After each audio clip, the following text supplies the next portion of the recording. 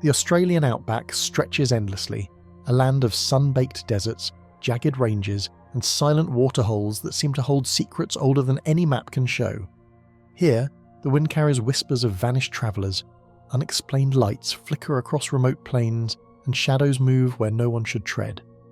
In this exploration, we will venture into the hidden corners of this vast wilderness, uncovering stories of sudden disappearances, strange encounters, and eerie phenomena that defy explanation. From abandoned settlements and forgotten tracks to the haunting cries echoing through isolated gorges, each tale reveals a landscape that is both breathtaking and unfathomable. Follow the traces left behind by those who vanished, and step into mysteries that the Outback has preserved, where every rustle in the scrub and every glimmer in the distance may conceal a story the world has yet to fully understand. The Vanishing of the Sundown Trackers. Dust rose in slow, shimmering waves over the wide horizon, and in the stillness of that unforgiving stretch of country began the incident later known among bush workers and police as the disappearance of the Sundown Trackers, a small team of prospectors who vanished without a sound in one of the most desolate pockets of the Tanami. Their journey had started as a routine survey, the kind carried out by countless men over the decades as they traced seams of quartz and ironstone across the Northern Territory. Yet something about their final camp left behind an imprint of unease that grew stronger with every detail uncovered in the weeks that followed. Anyone familiar with the region understood the dangers that came with travelling its corrugated tracks and salt-crusted clay pans, but even seasoned stockmen remarked that the quietness around the abandoned camp felt different, as if the land itself had sealed away whatever had unfolded there. The team had consisted of 3 men contracted for a geological mapping project, and records held by the Northern Territory Mines Branch show they were last seen refuelling at a remote station near Rabbit Flat before heading deeper into the northwest corridor of the Tanami Desert. That part of the Outback is known for its red dune fields and stunted spinifex, but it is also known for long stretches where radio signals vanish and travellers rely entirely on their own equipment and instincts. Their identity log indicated experienced operators who had previously worked near the Granite's goldfield and the Kimberley boundary, men familiar with the brutal heat and the wide silence. Reports from the initial investigation confirmed their vehicle was maintained, their ration plan was thorough, and a clear route had been filed with the local police outpost. Nothing in the record suggested recklessness or inattention. When the team failed to make their scheduled checkpoint several days later, a search began along the narrow tracks that cut across the desert like pale scars. Pilots from the area later recalled how the heat haze blurred everything into shifting shapes that made distances difficult to judge, a common feature of the Tanami that often complicates aerial searches. After 2 days, a helicopter crew spotted the abandoned camp on a flat rise marked by scattered mulga, its tarps and containers arranged neatly beside a long drop pit dug into the firm earth. What struck them most was the orderliness of the site.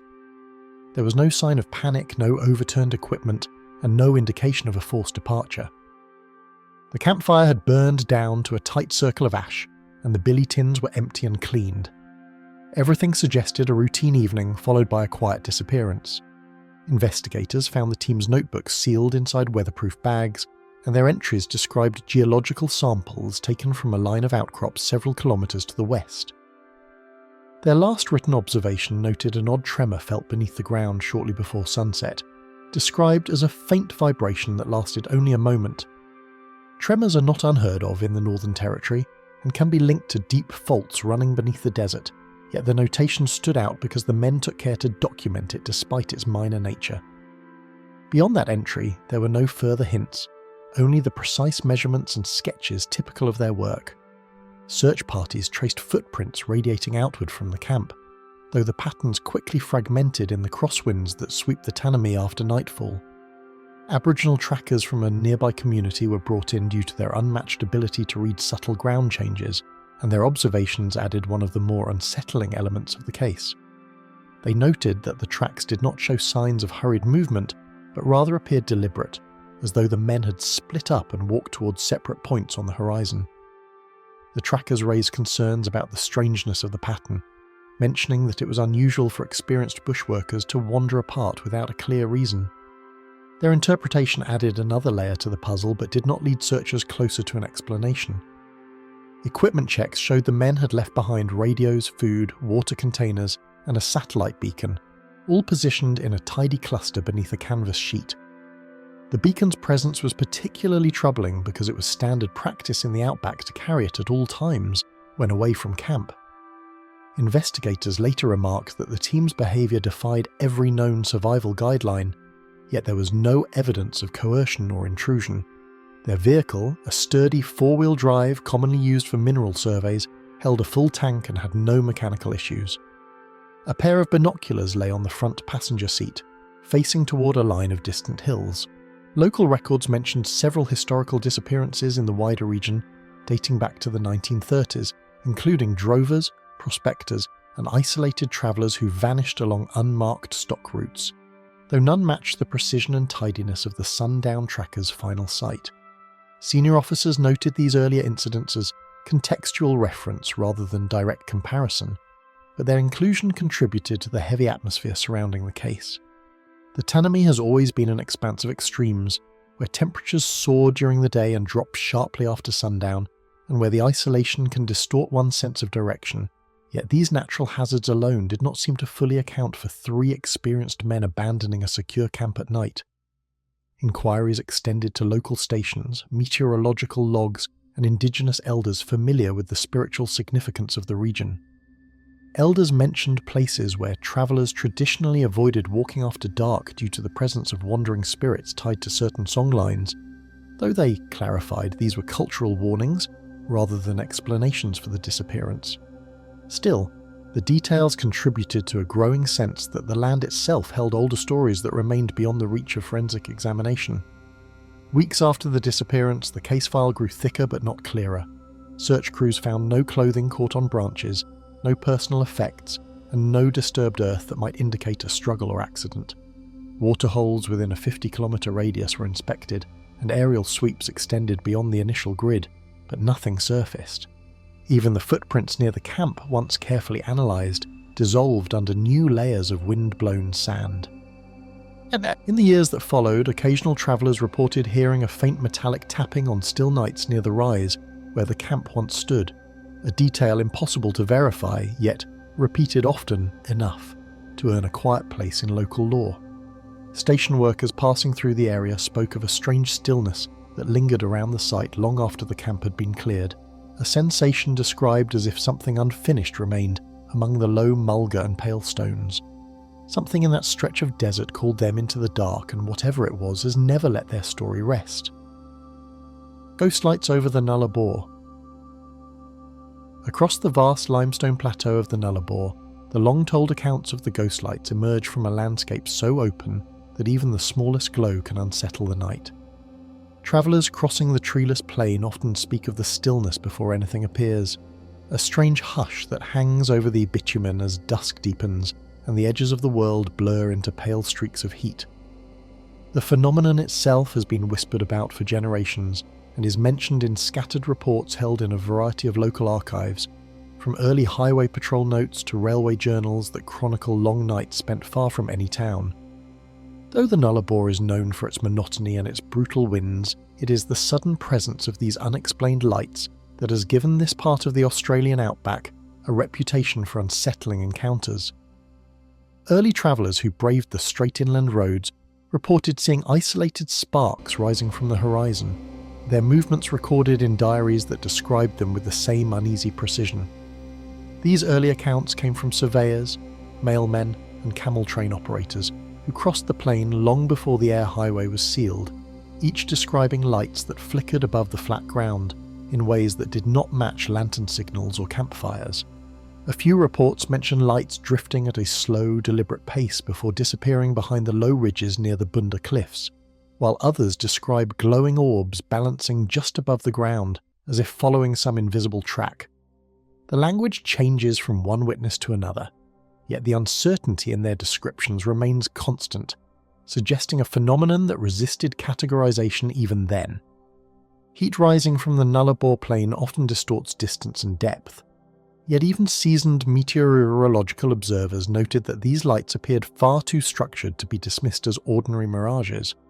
The planet's extreme temperature gradients create conditions where objects can warp and duplicate, producing rare atmospheric effects such as the Fata Morgana, a superior mirage capable of lifting distant shapes into view. Researchers familiar with these events have studied the ghost lights through this lens, examining how heat haze might affect perception across such vast unbroken distances. Still, the consistency of the light's motion, the frequency of the sightings, and the clarity of their form during cool evenings challenged those explanations and left the phenomenon suspended between science and uncertainty. Closer to the ragged line of the coastal escarpment, sightings near Madura and Eucla carried an even sharper strangeness, as drivers described orbs that drifted across the bitumen as if tracing the road itself. Some motorists reported slowing their vehicles when the lights appeared ahead of them, watching the glow hover and then retreat in smooth arcs that did not match reflections from headlights or distant trucks.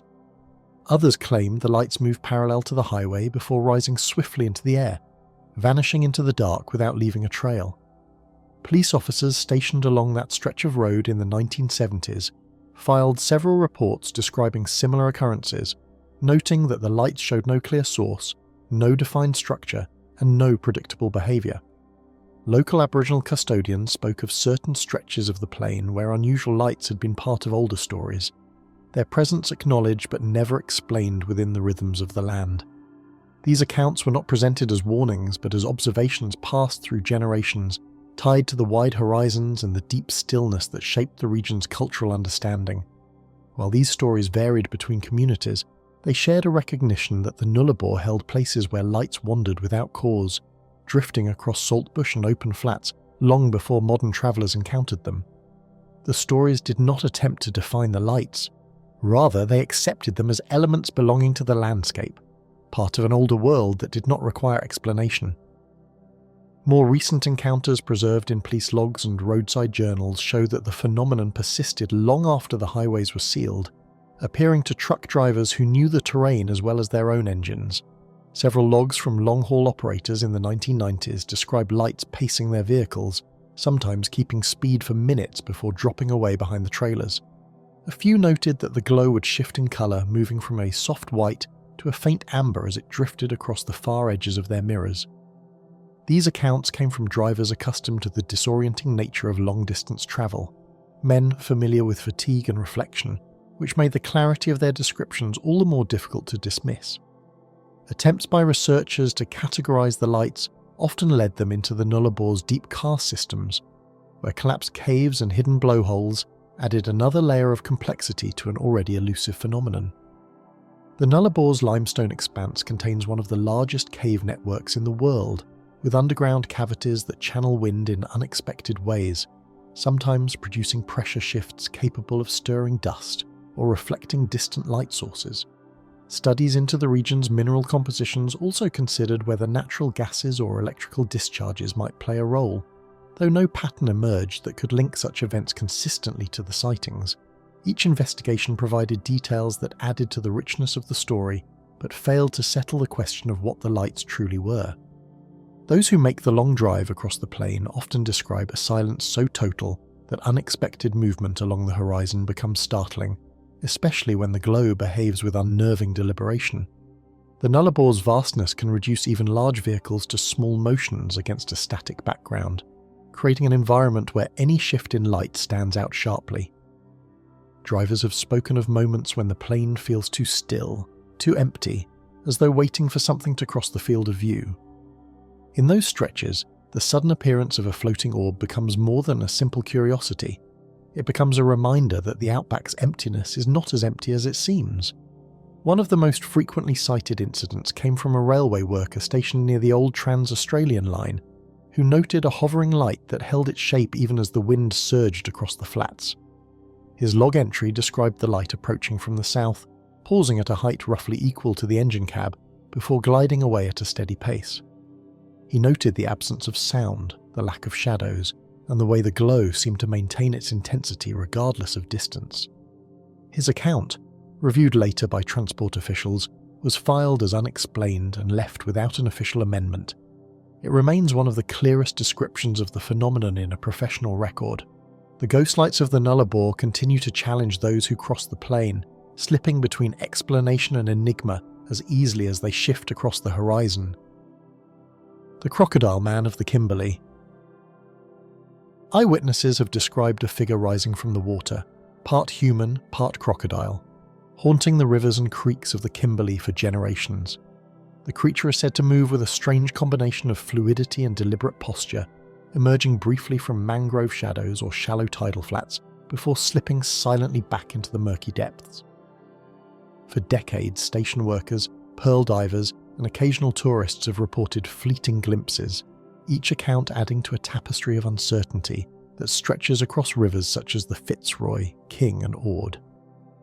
Those who have spent significant time along these waterways speak of a pervasive tension in the evenings, when the light glances across the water and the sound of movement can suggest the presence of something neither fully human nor entirely animal.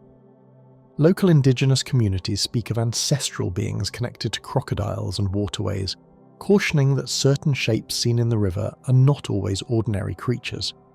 The Aboriginal peoples of the Kimberley region have long held stories of powerful spirits and hybrid beings inhabiting rivers and billabongs, sometimes called to protect territory or enforce natural law. Anthropological records describe such entities as guardians capable of shifting form, and their presence is often tied to sacred songlines or dreamtime narratives. Elders acknowledge that these stories are grounded in generations of careful observation, where the unusual movements of wildlife and the occasional strange apparition are woven into the cultural understanding of the land and its hidden depths.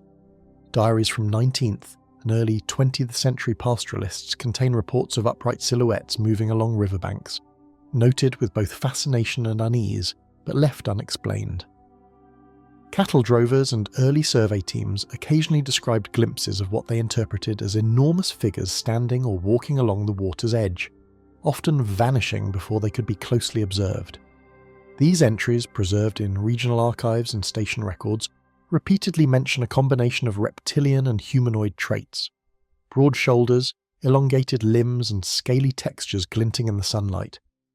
The consistency across multiple reports, separated by decades and hundreds of kilometres of river, lends a weight to the accounts that extends beyond mere imagination or fatigue.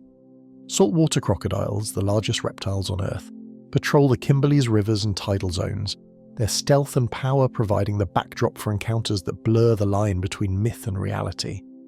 Croc populations in the region are among the densest in the world, and their ability to remain nearly invisible beneath murky water, surfacing only to catch a glimpse of prey or to adjust position, often leads to startling moments of perceived interaction. Their territorial behaviour can make any unexpected movement along riverbanks appear purposeful, and during tidal shifts, the glint of scales or sudden disturbance of water can resemble a creature larger and more deliberate than the crocodiles themselves. A ranger on the Fitzroy River recalled seeing a large figure emerge from the water and stand in a motion unlike any crocodile he'd studied, its outline eerily humanoid beneath the morning sun. He described the shoulders as broad and the arms unusually long, with a movement that seemed coordinated rather than reflexive. Though the figure remained distant and disappeared after a few moments, the encounter left him unsettled enough to report it to his superiors, who recorded the sighting without reaching any conclusion. Similar accounts from bulb nut collectors and pearl divers reinforce a recurring pattern. Observers see something that is unmistakably present yet defies any known biological category. The tangled mangroves, tidal flats and hidden creeks of the Kimberley create perfect concealment, allowing something large and elusive to move undetected across vast stretches of riverine wilderness. From the Ord River's winding channels to the tidal reaches of the King, dense vegetation, rocky escarpments, and shifting mudflats form corridors invisible from the air or distant banks. For anyone attempting to search the rivers systematically, the scale of the terrain and the irregularity of the waterways make it nearly impossible to confirm presence or absence, which has allowed the crocodile man to endure as a persistent mystery across generations. Bushwalkers and fishers in recent decades have reported sudden splashes or silhouettes along the Ord River, and near Wyndham wetlands, accounts corroborated in local news and ranger logs. One report described a group of anglers observing a motionless figure standing on a sandbar at dusk, only for it to vanish as a swift tide swept across the river. Another recounts a bushwalker seeing a shadow detach from the bank and enter the water, the ripples left behind the only evidence of its passage. These contemporary incidents, scattered and anecdotal though they may be, echo patterns noted in earlier testimonies and suggest that the phenomenon is not confined to the distant past. Scientists note that crocodiles can adopt unusual postures, appear larger at certain angles, or display rare deformities, yet none of these documented behaviours fully accounts for the consistent descriptions of a humanoid form. Observers often emphasise the upright stance, the limb proportions, and the deliberate movements, which do not match typical crocodile behaviour. Some researchers propose that environmental conditions, low light, reflective water, and interrupted visibility could lead to misidentification, while others consider the possibility of a cryptid or unknown subspecies, though conclusive evidence remains absent. Each explanation, however, leaves more questions than answers, reinforcing the ambiguity of what has been seen. Despite repeated sightings and detailed recollections, the rivers yield no tracks, bones, or other proof, leaving a persistent rift between what is observed and what can be verified. Investigators, rangers, and wildlife specialists have scoured banks, tidal flats, and mangrove thickets for tangible traces, but nothing corroborates the humanoid shape described in eyewitness accounts. Yet the consistency across locations, decades, and types of observers, locals, travellers, and professionals alike, maintains the narrative of an entity moving deliberately along the Kimberley waterways, ever beyond the reach of definitive observation. Whatever prowls the Kimberley waterways leaves only the faintest imprint of itself, yet its presence lingers in every shadow along the riverbanks. Mystery of the Lost Aboriginal Patrol. The Lost Aboriginal Patrol vanished without warning as they traced a remote stock route through the harsh expanse of Central Australia, leaving only faint impressions in the sand and the unsettled memories of those who sent them forth. Their absence was first noted when they failed to check in at a minor cattle station, a routine signal that had always punctuated their journeys. The patrol's disappearance immediately sparked concern, for the region was unforgiving, its blistering heat, shifting sands, and hidden waterholes capable of ending even the most prepared party. Those familiar with the Outback understood that a lapse of a single day could cascade into disaster, and the patrol's sudden silence became the first hint of a mystery that would endure for decades. Their mission was precise: to survey the Outback for missing livestock and report conditions along isolated cattle stations, a task that demanded endurance, keen observation, and intimate knowledge of the desert landscape. Aboriginal trackers, renowned for their ability to read footprints, follow subtle changes in the vegetation, and anticipate wildlife movements, were crucial to these patrols. Their role bridged the frontier and the settlements, ensuring that both property and people could survive in an environment that few outsiders could navigate. This particular patrol had been tasked with covering an unusually large stretch of desert, an assignment that would test even experienced trackers. The patrol consisted of seasoned Aboriginal trackers, each versed in the art of reading the land, accompanied by a small contingent of young recruits and pack animals carrying essential provisions for weeks in the sun-scorched terrain. Records indicate that the patrol had carefully planned their route, rationed water and food, and maintained spare equipment for emergencies. Their horses were selected for endurance, and the men were chosen for their familiarity with both desert navigation and survival under extreme conditions. Such preparation underscored the professionalism of the patrol, making their disappearance all the more confounding. Station logs note that the patrol departed in the early morning, navigating through spinifex plains and shallow creek beds, moving steadily toward a stretch of desert known for its deceptive distances and sudden waterholes. Reports from the time emphasize the precision of their movements, every day accounted for, every location logged. Yet as the patrol pressed deeper into the desert, conditions worsened. Sudden sand ridges shifted underfoot, ephemeral waterholes could vanish overnight, and temperatures soared far beyond what even the men were accustomed to. It was along this unforgiving route that they vanished, leaving only empty tracks that soon disappeared beneath the blowing sands. When the patrol failed to arrive at the next waypoint, neighbouring stations dispatched riders and trackers immediately, combing the surrounding dunes and ephemeral waterholes for any trace of horses, supplies, or men. These early search efforts covered hundreds of kilometres, often in harsh heat and without adequate water sources. Searchers discovered remnants of a campfire here, scattered rations there, but nothing suggested violence or struggle. It was as though the patrol had simply been absorbed into the desert itself, leaving no clues to indicate what had happened during those critical hours or days. The region's harsh geography compounded the mystery. Shifting sand ridges, blistering heat, and flash floods transformed familiar paths into treacherous labyrinths that could swallow both footprints and certainty. Outback weather is notoriously unpredictable, with sudden windstorms and temperature swings capable of disorienting even the most experienced travellers. Waterholes can appear as lifelines one moment and dry pits the next. In such conditions, even a well-prepared patrol could find its route blocked, resources exhausted, or visibility obscured. These natural hazards provided ample explanation for concern but failed to resolve the deeper puzzle. Why, despite their expertise, the patrol had vanished without a trace. Months later, official inquiries and private expeditions retraced the patrol's route, discovering scattered equipment and partial campsites, yet nothing provided a clear explanation for their disappearance, leaving the case officially unresolved. Government records detail extensive searches conducted over weeks and months, including aerial surveys, mounted trackers, and temporary outposts set along the suspected path. Some items were recovered, a pack bag here, a water bottle there, a disturbed horse tether. But none of these fragments painted a complete picture. No bodies were found, no tracks led to safety or demise, and no signs of conflict or accident were recorded. Aboriginal patrols were highly respected for their navigation skills and survival knowledge, making the sudden vanishing of this experienced group all the more inexplicable to authorities and local communities alike. Their disappearance was unusual not only because of the extreme measures taken to locate them, but also because patrols in similar conditions had historically returned unscathed. Elders and local settlers alike noted that such groups were rarely, if ever, lost entirely, which lent the incident an enduring aura of unease. Oral accounts from descendants recount a lingering tension in the stations that sent them forth, a quiet worry that never fully dissipated. Over the decades, whispers of sightings and tentative clues emerged from desert stations, yet none confirmed the fate of the patrol, and the routes they once travelled remained silent and unyielding.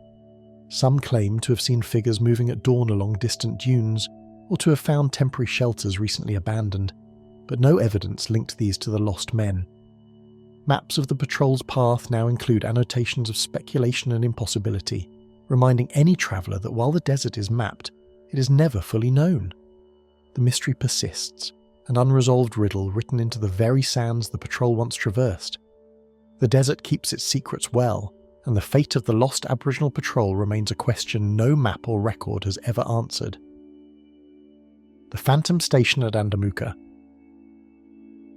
Travellers along the dusty tracks of Andamuka have reported seeing lights flicker in the windows of a station long thought abandoned, shadows moving where no one should be, giving the place its name as the Phantom Station. These fleeting glimmers often appear at dusk or dawn, when the sun casts long, distorted shadows across the saltbush plains. Some passers-by insist they have heard the faint creak of doors or the tap of footsteps across weathered timber floors, only to find the station empty upon closer approach. For decades, these accounts have persisted, quietly unsettling those who journey through the arid expanse and prompting both curiosity and caution among locals. Net records show that the station was established during the early opal boom, serving as both a homestead and a supply point for miners and pastoralists navigating the harsh outback. Official documents indicate that its operational years coincided with Andamuka's surge as a mining hub, with small populations of families, itinerant miners, and station hands relying on its provisions and shelter. Maps and cadastral surveys from the early 20th century placed the station squarely within a network of tracks that linked opal fields to larger settlements, underscoring its historical importance even in an otherwise unforgiving environment. By the mid-20th century, the station had been abandoned, its timber weathered, corrugated roofs rusted, and fences partially collapsed, yet maps still marked its precise location. Economic decline, harsh living conditions, and the lure of more accessible mining towns contributed to its gradual desertion. Over time, the buildings fell into disrepair, with sand accumulating against walls, roofs sagging, and wooden beams splintering under the relentless sun. Despite this decay, the station remained prominent in memory and on maps, a silent marker of past human activity amid a vast and otherwise empty landscape. Miners, tourists and bushwalkers have described sounds of footsteps, doors creaking, or fleeting glimpses of figures near the main building, often vanishing when approached. One account tells of a miner returning from a nearby claim, noticing lantern-like lights swinging in the main room, only to find it utterly vacant moments later. Others have reported glimpsing shadowed forms moving across the yard, or the silhouette of a figure at the far edge of the property, disappearing as they drew near. These sightings, recorded in local newspapers and anecdotal collections, persist despite the station's documented abandonment, reinforcing its reputation as an outback enigma. The searing heat, mirage-prone salt flats, and swirling dust of the surrounding desert can distort perception, making shadows stretch and shimmer in ways that deceive even seasoned observers. Atmospheric conditions in Andamuka are notorious for optical illusions. Heat haze can bend distant shapes, salt flats reflect sunlight with deceptive brightness, and dust-laden wind can create the impression of movement where there is none. These environmental phenomena provide a factual basis for misperception, yet they cannot fully account for the repeated and consistent reports of light and movement across decades. Careful examination of the site reveals remnants of daily life. Tools half buried in sand, rusted tin cans and collapsed shelters that both anchor the station in reality and accentuate its eerie emptiness.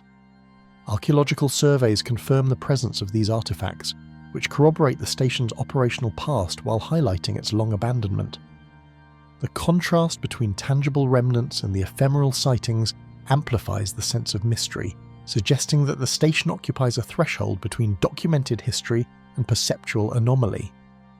Despite awareness of mirages and decay, multiple independent reports describe consistent patterns of light and movement, suggesting that the station's phantom presence is more than chance or imagination.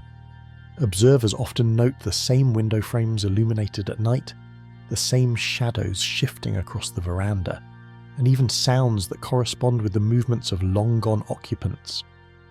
While rational explanations, reflected moonlight, wind, or distant vehicle lights, account for some incidents, the persistence and similarity of reports across decades resist simple dismissal, leaving the station's phantom reputation intact.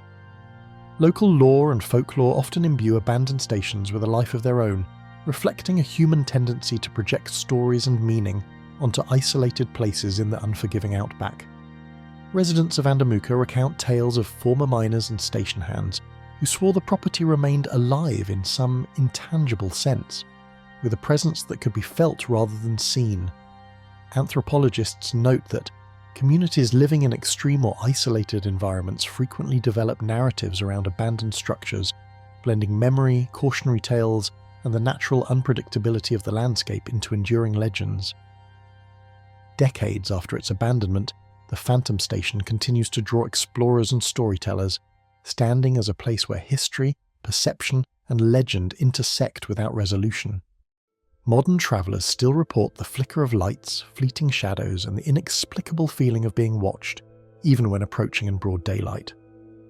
Maps, photographs, and archival records attest to the station's decay and desertion, yet they cannot erase the stories passed along by those who have experienced its peculiar presence.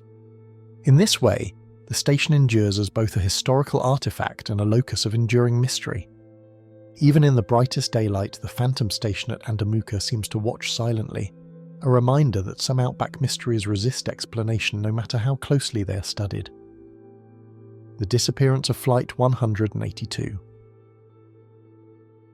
Flight 182 lifted from Alice Springs Airport on a clear morning, its intended course stretching across the remote heart of the outback, yet it would never reach its destination. The sky was deceptively calm, the plains below stretching in endless bands of ochre and grey, while distant ridges shimmered in the heat. At first, all signals indicated a routine journey: engines steady, navigation systems functional, and air traffic control maintaining regular communication. Yet, within the vast emptiness of the desert, where human presence is measured in sparse cattle stations and isolated outposts, the plane would vanish without warning, leaving behind a lingering void of unanswered questions. The aircraft was a twin-engine turboprop, carrying 12 passengers and a crew of 3, all seasoned in routine regional flights, yet the vast distances ahead left little margin for error. The pilot had logged thousands of hours across the outback, Familiar with the peculiar challenges of flying over terrain, where landmarks shift with perspective and temperature extremes can affect both visibility and aircraft performance. Passengers were a mix of business travellers, miners, and regional officials, all expecting a standard flight along a well-trodden corridor. The aircraft itself was equipped with reliable instruments, including early radar and communication devices, standard for its type, yet the remoteness of the route meant that even a minor anomaly could escalate without immediate assistance. Early communications reported normal altitude and speed as Flight 182 passed over the Spinifex Plains, with air traffic control confirming course and weather conditions in what would be its last routine transmission. The crew acknowledged wind patterns and minor turbulence, signalling that conditions remained within expected parameters. Observers from ground stations noted the plane's small silhouette moving steadily across the horizon, maintaining a constant trajectory. It was only at the edge of radar coverage that the signals grew intermittent, leaving behind a trail that would soon dissolve into uncertainty. The plane crossed an expanse of desert ridges, salt flats, and ephemeral watercourses, a region known for sudden dust storms and extreme thermal turbulence, challenging both pilot and aircraft. Temperature variations between the sunlit desert floor and shaded gullies could create intense wind shear, while salt flats reflected sunlight with near blinding intensity. Flash storms could emerge without warning, reducing visibility to near zero and forcing even experienced pilots to adjust rapidly. These environmental factors, all meticulously recorded in meteorological reports of the period, contributed to the extreme difficulty of tracing Flight 182's path once it deviated from the known route. At the edge of radar coverage, a brief, distorted transmission hinted at minor turbulence, after which Flight 182 vanished from both radar and radio, leaving controllers with only an incomplete flight path. Investigators would later note that the final communication was garbled, perhaps due to atmospheric interference or distance, but no distress signal was ever officially logged. Radar operators recorded a sudden disappearance in tracking blips, as if the aircraft had ceased to exist mid-air. For controllers accustomed to Outback flights, such a loss was rare, and the sudden absence of Flight 182 created immediate concern that escalated into full-scale search operations. Aerial surveys and ground teams scoured hundreds of kilometres of arid terrain, following every potential lead, yet only fragments of distress calls and distant echoes suggested where the aircraft might have gone. Pilots flying search patterns reported vast expanses of uninterrupted desert, with only occasional cattle stations or ephemeral waterholes breaking the monotony. On the ground, teams contended with blistering heat, shifting sands, and minimal landmarks. Initial reports included possible wreckage sightings, twisted metal glinting in the sun, or scattered luggage, but none could be verified, leaving searchers increasingly frustrated as days passed without tangible results. Inquiries by aviation authorities and private search groups compiled weather data, flight logs, and eyewitness reports, piecing together a timeline that revealed no mechanical faults but offered no resolution. Official records indicate that all pre-flight checks had been completed successfully, and there were no reported anomalies with the aircraft before takeoff. Investigators examined potential navigational errors, equipment malfunctions, and environmental hazards, including localized wind shear, sudden storms, and extreme temperatures. Yet, despite meticulous reconstruction, the plane's disappearance remained unexplained, with its trajectory ending abruptly in an uninhabited stretch of desert. Experts debated possibilities ranging from sudden wind shear and microburst to navigational miscalculations and undetectable mechanical failure, yet none could fully account for the disappearance over such sparsely populated terrain. Meteorological studies confirmed the presence of thermals capable of destabilizing small aircraft, while aviation engineers noted that minor misalignments or unnoticed technical faults could escalate catastrophically in remote areas. However, no definitive evidence surfaced. No wreckage, no survivors, no recorded final moments. Even speculative explanations could not bridge the gap between a perfectly routine departure and the total absence of a physical trace.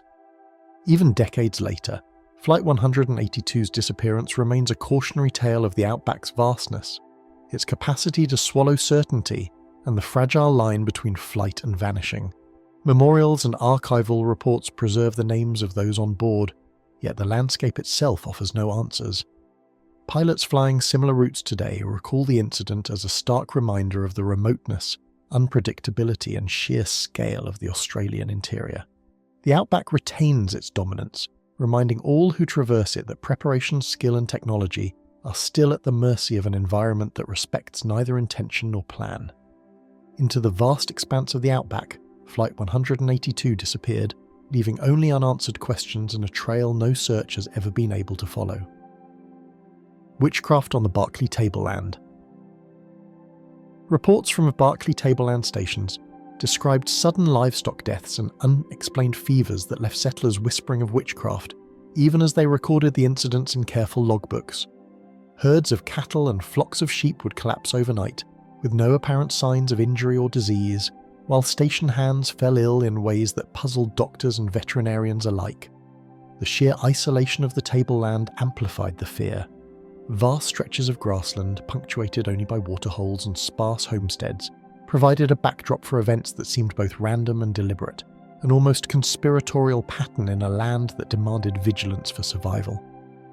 The tableland stretches across vast sunbaked grasslands where temperature swings can reach more than 30 degrees in a single day, and waterholes dry without warning. Heat during the day baked the soil, creating waves of shimmering air while nights could plunge into near-freezing conditions. Droughts, dust storms and occasional flooding combined to make life on the tableland precarious.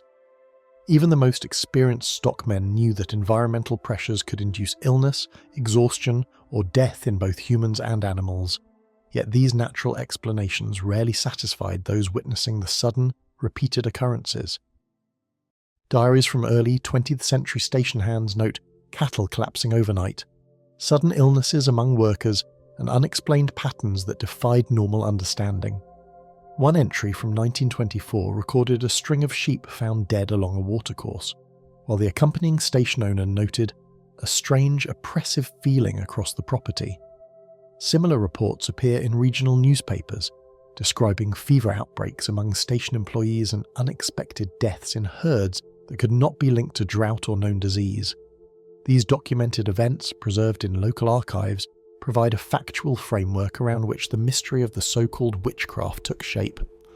Veterinary and ecological studies indicate that heat stroke endemic parasites and insect-borne diseases were common in the region, creating plausible but incomplete explanations for the strange occurrences. Certain flies, ticks and parasitic worms thrive in the tableland's arid conditions, and sudden outbreaks could devastate livestock within hours. However, veterinarians reviewing historical cases noted that many of the symptoms described did not conform neatly to any known disease pattern, and the rapid onset and spread of illness among stationary herds suggested factors beyond simple biology. This gap between observation and explanation fueled both concern and speculation.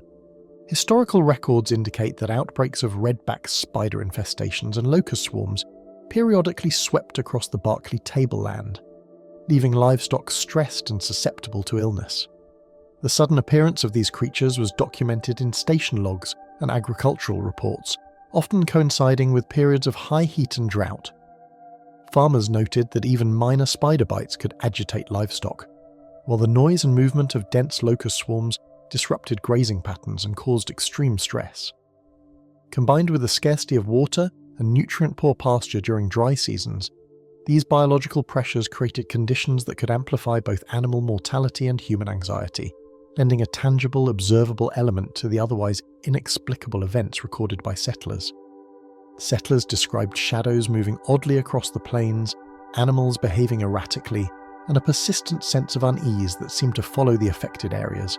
Horses would shy inexplicably, dogs would howl without provocation, and even birds would take flight en masse for reasons never witnessed directly. One station manager reported that his men were reluctant to enter certain paddocks at night, convinced that unseen forces lingered where the deaths had occurred. These accounts, recorded in letters and oral histories, offer a human perspective on how environmental and biological anomalies can be interpreted as supernatural. Water samples, soil analyses, and weather records were examined to determine whether natural causes could explain the recurring phenomena. Yet no single factor fully accounted for the pattern of illness and death. Contaminated water sources, temperature extremes, and parasitic infestations could explain individual events, but not the repeated clusters across different stations. Meteorological records confirmed that periods of sudden heat or drought coincided with some outbreaks, yet others occurred under normal conditions. Scientists and local authorities meticulously documented these investigations, but each report only deepened the sense that the Tableland was a landscape where explanation and anomaly coexisted uneasily. Over successive seasons, multiple stations reported similar events, suggesting a pattern that could not easily be dismissed as a coincidence or misperception. Livestock deaths, sudden human illness, and unexplained phenomena seemed to migrate across properties, following no predictable path but repeating with uncanny similarity. The repetition reinforced the settlers' belief that the incidents were more than misfortune or biological happenstance.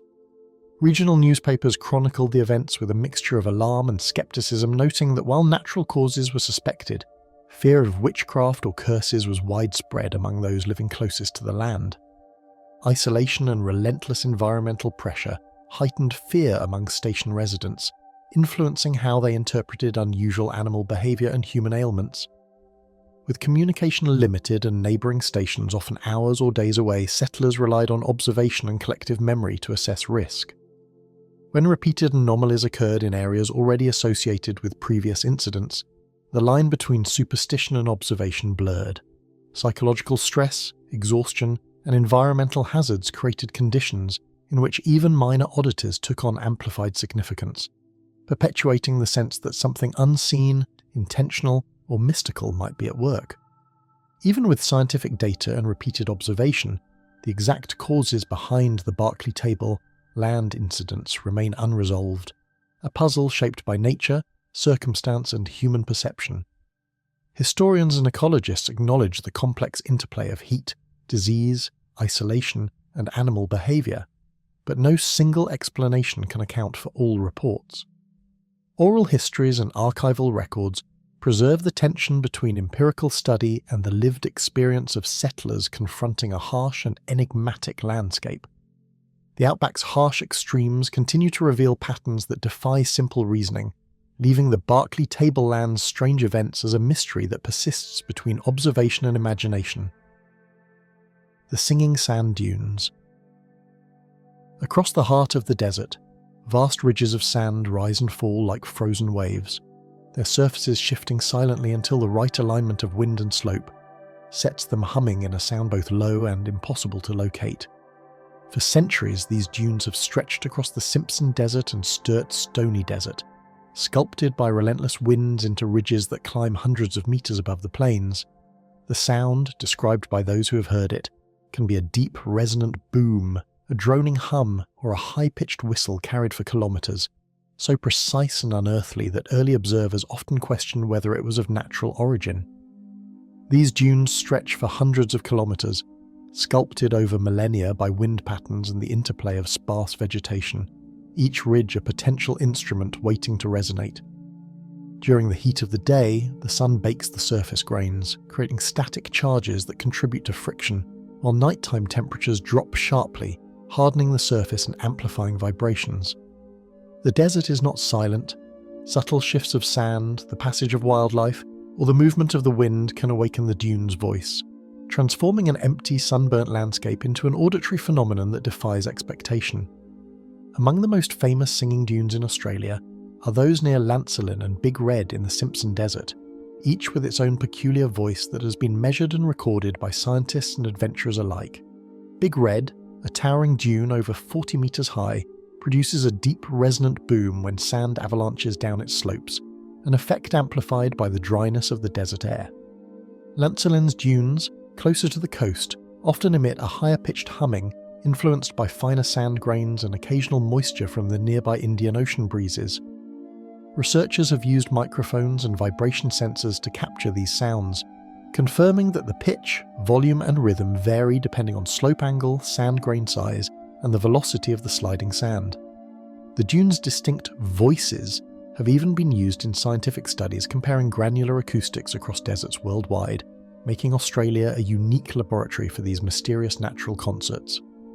Indigenous oral traditions describe the dunes as possessing voices of their own, carrying messages or warnings, and explorers' journals from the 19th century repeatedly mention a low, booming hum that seemed to emanate from the sand itself.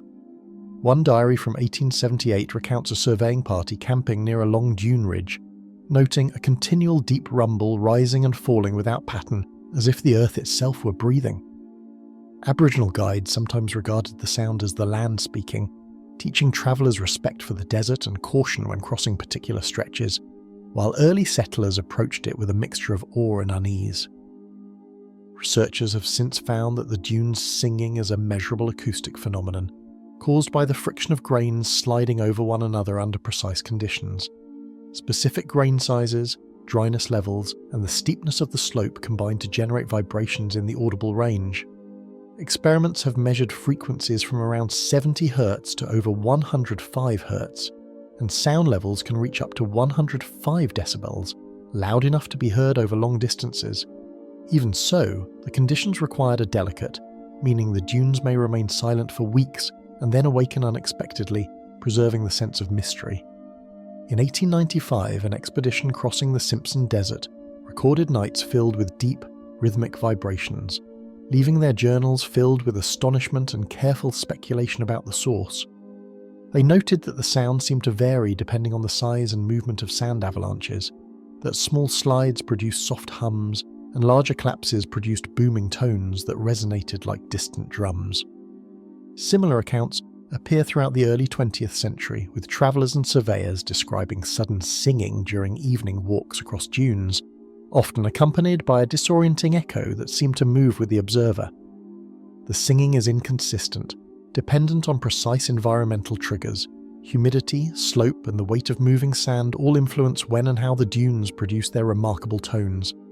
Scientists have observed that even minor changes in moisture content can silence an entire ridge, while a shift in wind speed or direction can awaken dunes that had remained dormant for weeks. This variability has made the phenomenon both frustrating and compelling for researchers, who continue to track and document instances of booming sand to better understand the interplay of natural forces that produce it. Those who have encountered the sounds often describe a chilling, almost hypnotic effect, a resonance that seems to move through the ground and through the body, leaving an unsettling impression of something alive beneath the sand. Some desert travellers report a sense of disorientation, a feeling that the landscape itself is shifting or communicating.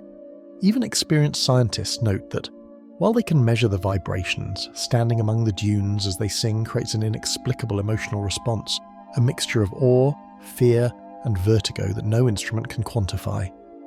Modern studies using sensors, drones, and acoustic monitoring confirm that the dunes' singing is real, but the unpredictability of when and where it occurs preserves its haunting reputation. Researchers continue to explore how granular physics, wind patterns, and temperature extremes interact to produce these sounds, but even with precise measurements, the emotional and sensory impact of hearing the dunes in isolation remains profound. Visitors consistently report a sense of wonder, with the booming or humming often fading as quickly as it appears, leaving only silence and the endless desert horizon. Even with scientific explanation and repeated observation, the experience of the dunes singing in isolation remains profoundly mysterious, a reminder that nature can create phenomena that feel almost supernatural. The phenomenon blends environmental science with human perception, leaving a lasting impression on those who venture into these remote regions. No map or instrument can predict when the sounds will awaken, and anyone who listens closely may wonder whether the desert itself is calling, or if something entirely unknowable is moving beneath the endless waves of sand. The Outback werewolf. Campfires flickered across a remote Northern Territory station, casting long shadows over the red dirt and sparse vegetation, while men returning from late-night duties whispered of movements in the darkness that seemed to defy explanation. Over weeks a pattern emerged: shadows too large to be a dingo, growls too deep to belong to any known marsupial, and fleeting glimpses of a figure that appeared upright and wolf-like. Locals began referring to it as the Outback werewolf, a name that spread quickly across neighbouring stations as the sightings became more frequent and unnerving. The creature's presence, if real, was never captured on camera, Yet the accounts were consistent enough to leave a persistent unease among those who work the land. Indigenous oral traditions recount nocturnal hunters and shape-shifting spirits that roam the plains, predatory beings often associated with sacred waterholes and areas of spiritual significance. These stories, passed down over generations, describe entities that move in human-like and animal forms, sometimes appearing as warnings or omens rather than predators. While no record specifically links these spirits to the modern outback werewolf, the similarities between folklore and eyewitness descriptions suggest a shared cultural understanding of unexplained nocturnal activity in the outback.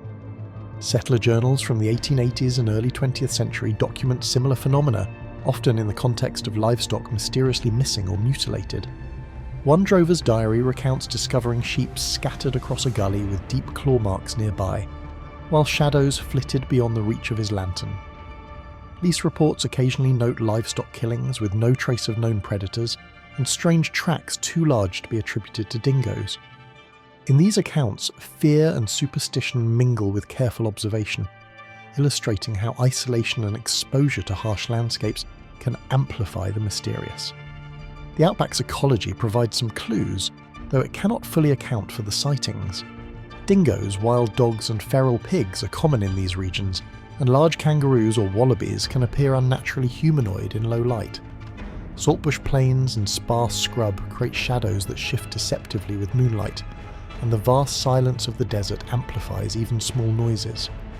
Yet eyewitnesses consistently describe a creature moving with a combination of human posture and canine features, along with an agility and speed unmatched by local fauna. These factors create a tension between natural explanation and the uncanny impressions left on witnesses. One of the most detailed modern encounters occurred in 1987 when a station ranger patrolling near a remote waterhole saw a massive figure rise from the spinifex. Standing on hind legs, it appeared more than 2 meters tall, its eyes reflecting the lantern light like molten gold. The ranger reported a deep, animalistic growl that seemed to reverberate through the ground before the creature disappeared with astonishing speed into the scrub. Though the ranger tried to pursue, there was no trace.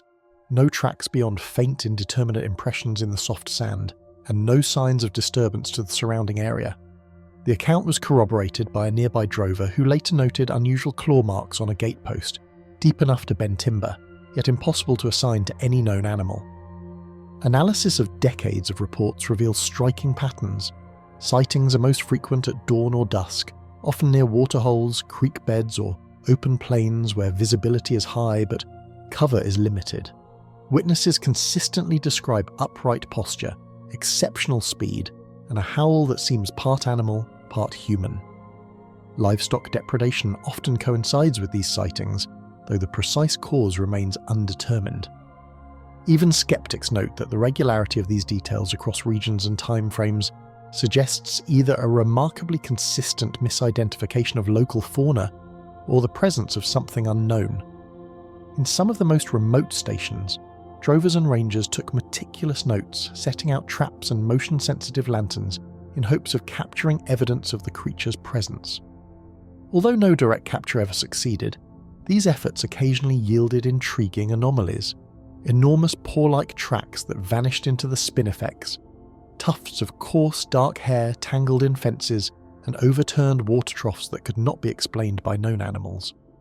One 1952 report from a Northern Territory station recorded a herd of cattle found huddled in an unusually compact formation, after a series of untraceable sounds resembling low growls had echoed across the plains. These meticulous notes, combined with photographic attempts and anecdotal observations, demonstrate that locals took the sightings seriously, blending survival instinct with a desire to document the strange and unknown. Cryptid researchers and wildlife scientists have attempted to investigate the phenomenon, placing camera traps, collecting hair and scat samples, and surveying high-incidence zones. While some unusual findings have arisen, all biological analyses have returned matches with known species: dingoes, feral pigs, or occasionally large kangaroos.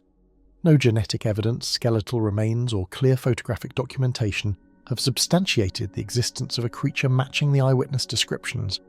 Yet the reports themselves, meticulous and repeated across decades, maintain the legend's credibility in local communities. The Outback werewolf has also left a cultural footprint on station life.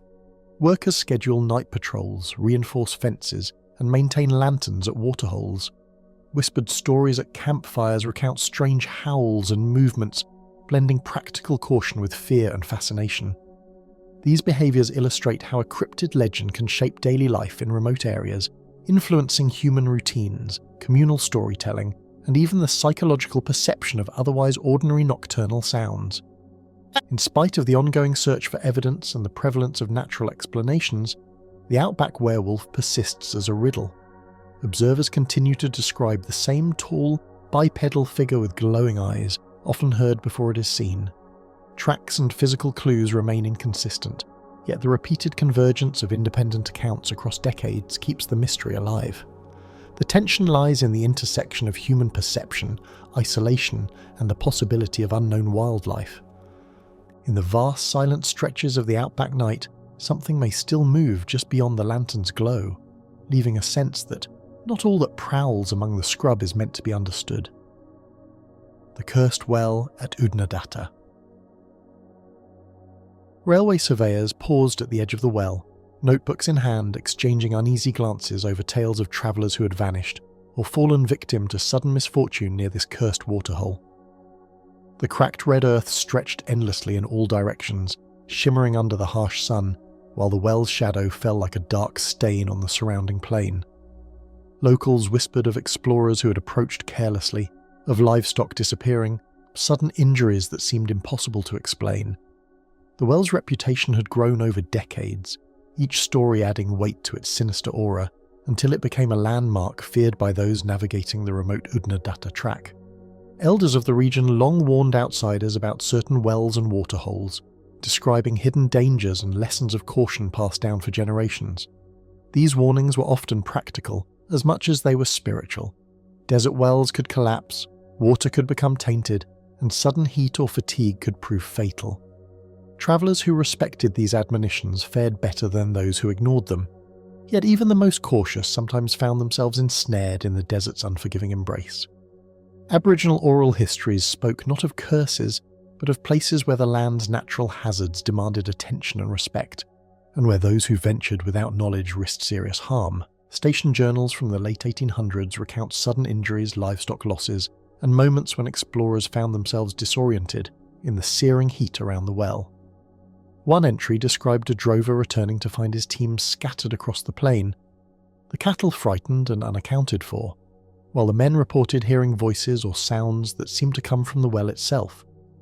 Such accounts were often recorded in understated language, as though the writers were hesitant to fully name the danger, yet their descriptions suggested genuine apprehension that the site held an unusual power over human perception and safety. Over the decades, investigators noticed a recurring pattern. Accidents clustered around dry seasons in mid-afternoon heat and often involved travellers unfamiliar with desert survival.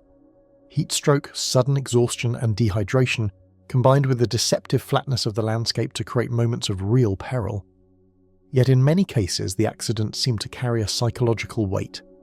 Those near the well often described a sense of unease or a subtle compulsion to move faster or leave the site abruptly. Even skeptics noted that the well's notoriety was reinforced not only by facts, but by the growing network of stories that circulated among railway crews, drovers and explorers. One report from 1912 describes a small team of railway workers disappearing for hours, only to be found near the well, dehydrated and shaken, with livestock scattered mysteriously across the surrounding plain. A single donkey had wandered off entirely, and an attempt to retrace the workers' steps revealed deep footprints leading to the well's edge and vanishing abruptly. Newspapers of the period treated the incident with fascination, blending practical explanations with hints of the well's growing mythos. Observers noted that even when misfortune could be rationalized, the repetition of similar incidents over time lent the well an air of inevitability and danger that went beyond normal desert hazards. Contemporary hikers and desert historians have noted sudden shifts in footing, unexpected collapses, and echoing sounds from the shaft that disorient even the most experienced visitors. Sand can give way without warning, and the well itself is surprisingly deep, with walls that can trap wind and create strange acoustic phenomena. Those who approach report feeling a subtle change in temperature or pressure, a sense of vertigo, or the faint echo of footsteps that are not their own. Even without human error or environmental hazard, these sensory experiences reinforce the well's ominous reputation and connect past incidents to present-day unease. Locals continue to weave cautionary tales, blending fact and folklore, reinforcing the well's reputation as a place where misfortune lingers long after the initial incidents. Travellers are advised to keep a wide berth. Signs posted by authorities note the dangers, and the well is often skipped entirely by those familiar with the Udnadatta track. Stories circulate of near misses, of animals suddenly panicked for no visible reason, and of travellers who sensed an unseen presence compelling them to retreat. These narratives serve as both warnings and markers of human fascination, with places where misfortune seems concentrated. Geologists point to cracked soil, hidden sand cavities, and unpredictable erosion around the well, suggesting that some of the curse may be grounded in natural hazards rather than superstition. The arid climate ensures that moisture is scarce, and sudden storms can destabilize the ground around the shaft. Yet even with rational explanations, the sheer number of incidents and the eerie consistency of stories from different generations create a tension between fact and legend. It is in this tension that the well's mystique has endured, a combination of human psychology, environmental risk, and historical accumulation of misadventures. Examined and analysed thoroughly, the well still holds a clustering of accidents and eerie coincidences that ensures its ominous reputation endures, compelling travellers to approach with trepidation. The documented incidents, the repeated patterns and the whispered warnings collectively maintain a sense that the well is more than a simple water source. It is a symbol of the desert's capacity to surprise and endanger, a landmark where human vulnerability is starkly evident.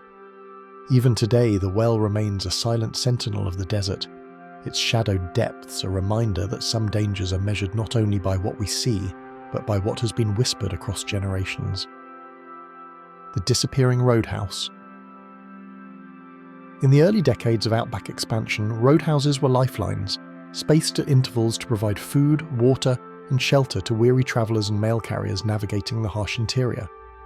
These structures were more than mere buildings. They were social hubs, postal depots, and resting points for drovers moving cattle along the Red Plains. Maintaining them was no simple task. Extreme heat, dust storms, and the relentless isolation of the terrain tested both the durability of timber and the resilience of those who ran them.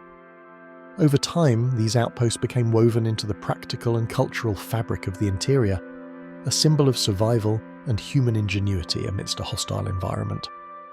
As the network of roadhouses grew, inconsistent logs and newspaper notices began to surface, hinting at discrepancies between official records and travellers' recollections. Government surveys occasionally noted a station operating on a particular route, while local newspapers reported closures or ownership changes that seemed to contradict the official listings. Mail delivery schedules reflected similar inconsistencies, sometimes marking a stop as active even when previous correspondence suggested abandonment. The repetition of these anomalies across decades formed a subtle, persistent puzzle that challenged both bureaucrats and adventurers alike. Letters and diaries from drovers and truck drivers occasionally described the same roadhouse, appearing fully staffed one week, then deserted the next, even when maps suggested no change. One diary from the 1920s records a lone drover arriving at a well-known stop to find only a collapsed veranda and empty tables. Yet, on his return trip days later, the station seemed perfectly operational, complete with smoke curling from the chimney and livestock grazing nearby.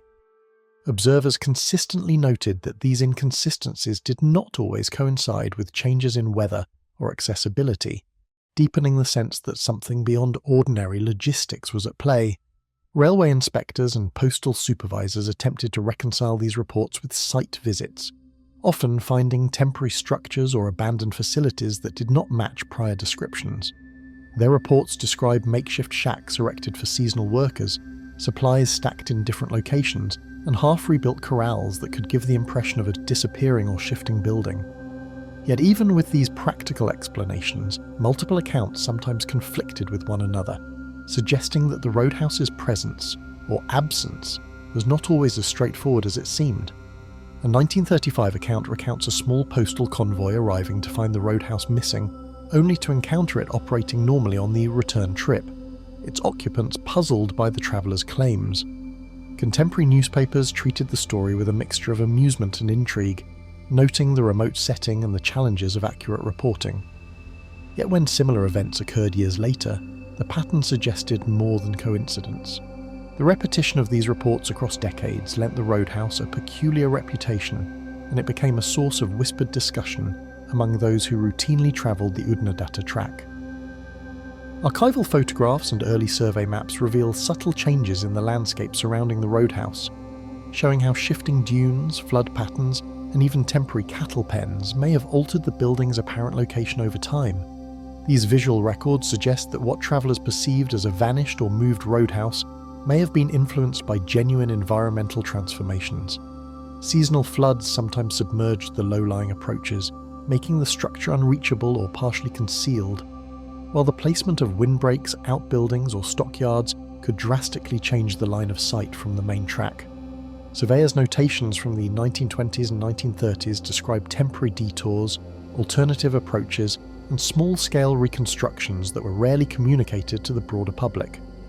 By comparing these materials with travellers' diaries, researchers can trace why certain accounts describe the roadhouse as gone or shifted, while others found it operating normally, revealing a complex interplay between natural change and human perception. Exhaustion, monotony, and the flat, repetitive landscape may have contributed to misidentifications, yet the consistency of the reports across decades made the phenomenon impossible to dismiss entirely. Observers frequently described feeling disoriented in the endless stretches of red sand and low scrub, where one hill or gully could appear identical to the next. Fatigued eyes and the sun's glare often distorted distances, while windblown dust and heat haze could make even familiar structures seem unfamiliar. The intersection of these conditions with human expectation created an environment ripe for perception errors, yet the stories persisted too regularly to be attributed to imagination alone. Clues from maps, station logs, and mail schedules reveal that temporary closures, rebuilding, and seasonal staffing could explain some inconsistencies, but gaps remain where no records exist at all. Historical records note that certain roadhouses were relocated slightly to better align with water sources or rail lines, yet these moves were rarely documented in detail. Travellers would frequently pass by the old site only to find it deserted, unaware they had missed the newly rebuilt structure a few kilometres away. Even with modern cartography, some former roadhouse locations are difficult to pinpoint, leaving room for continued speculation and fascination. Modern historians and outback enthusiasts retracing the route report similar anomalies. GPS coordinates, photographs, and local testimony sometimes fail to align, sustaining the legend. Researchers attempting to map the network of former roadhouses have encountered collapsed foundations overgrown with spinifex, rusted signage buried in sand, and oral histories that contradict written records. In some cases, long-abandoned sites seem to flicker between presence and absence depending on perspective, lending an almost spectral quality to the buildings in photographs and first-hand observations alike. Studied for decades without resolution, the pattern of appearances and disappearances leaves a chain of contradictions that continues to intrigue researchers and travellers alike. The roadhouse's story is not one of a supernatural occurrence, but rather of human memory, bureaucratic oversight, environmental challenge, and the peculiarities of perception in the isolated interior. Together, these factors have transformed a simple rest stop into a legend that persists in the imagination of all who traverse the red expanse. Even now, the disappearing roadhouse haunts maps, reports, and memories alike, a place both tangible and illusory, defying any attempt to pin it down to fact alone. The Devil's Marbles Mystery. To the Aboriginal people of the Warramungu, Kaiteti, and Walpiri nations, Kalu Kalu is more than a geological wonder. It is a sacred site where ancestral beings shaped the land and left traces of their presence in the balancing stones. Oral traditions describe spirits that walked between the boulders, leaving certain stones as markers of songlines or ceremonial boundaries. For generations, these stories have warned of the power and unpredictability of the formations, instilling both reverence and caution in those who traverse the area. The spiritual weight of Kalu Kalu extends beyond folklore, providing a cultural lens through which the natural mysteries of the site are interpreted. These enormous granite boulders, some as large as small houses, were formed over 1.7 billion years ago, their spherical shapes sculpted through a slow process of erosion and weathering that continues today. Over time, softer surrounding rock eroded, leaving the massive rounded stones balanced precariously on one another or resting in delicate stacks. The scale and precision of these naturally occurring spheres are astonishing. Many appear as if placed deliberately, their sizes and placements defying casual explanation. Scientists note that while the formation process is understood in general terms, the exact balance achieved in certain arrangements remains remarkable, and some boulders seem capable of subtle movement even with minimal disturbance. Surveyors and explorers in the late 19th and early 20th centuries recorded the site with a mixture of awe and confusion, noting boulders that appeared precariously balanced or that seemed to emit low hums when touched or disturbed. Early photographs show travellers posing beside massive stones, yet written descriptions often emphasise a strange quality, an impression that the rocks were not entirely static. Some explorers noted that the sounds of footsteps or voices echoed oddly between certain boulders, creating vibrations that could be felt as much as heard. These early accounts established a pattern. The Devil's Marbles were as enigmatic to outsiders as they were sacred to indigenous communities. Modern geologists have studied the rocking stones phenomenon, observing that some boulders can sway with minimal pressure, yet certain movements documented by locals remain unexplained by current physical models. Experiments demonstrate that slight shifts in balance can occur under specific conditions, but they do not account for reports of vibrations felt meters away or sudden, spontaneous motions of massive stones. Detailed surveys using laser measurements have confirmed the stone's stability, leaving a gap between observable behaviour and anecdotal accounts. It is this intersection of verified stability and perceived anomaly that gives Kalu Kalu much of its enduring mystery. Visitors in the 1980s and 1990s recounted experiences of sudden vibrations underfoot, inexplicable sounds echoing between boulders, and brief moments of disorientation that left no physical trace behind. Some reported hearing low-frequency hums that rose and fell without wind or other apparent sources. Hikers describe feeling a subtle pull or sway while standing near particular clusters of boulders, sensations that disappear when stepping away. While skeptics argue fatigue, heat, or imagination may explain these phenomena, the sheer consistency of the reports, coming from independent observers across decades, lends the site an air of inexplicable tension. Shifts in temperature, strong gusts of wind funneling through narrow gaps, and occasional mineral deposits in the granite may account for some effects, but these explanations cannot fully account for the most unusual occurrences. In the early morning or late evening, when the air is still and the sun is low, certain boulders seem to hum or resonate with sounds just beneath the threshold of conscious perception. Geophysicists have considered the possibility of microseismic activity or minor tremors, yet there is no conclusive evidence linking such events to the sensations experienced by visitors. The environment itself participates in the mystery, interacting with human perception in ways that remain only partially understood. Elders continue to stress the spiritual significance of the site, explaining that certain stones are watchers and that approaching them without proper respect could bring misfortune, a tradition that reinforces both caution and intrigue. Anthropologists note that ceremonial practices, songlines, and cultural taboos surrounding Kalu Kalu have been maintained for generations, suggesting that the perceived anomalies are entwined with cultural memory. Visitors who observe these traditions often report a heightened awareness of the stone's presence, as if the boulders themselves respond to attention. Whether this is a psychological effect or a subtle interaction with the landscape, it further deepens the sense of a living enigmatic site. Across decades, reports from scientists, tourists, and indigenous guides converge on recurring anomalies, low-frequency vibrations, shifting stones, and subtle sounds that seem almost alive within the boulder formations. These accounts suggest patterns that resist easy explanation, with multiple independent observers describing experiences that cannot be fully reproduced in laboratory conditions.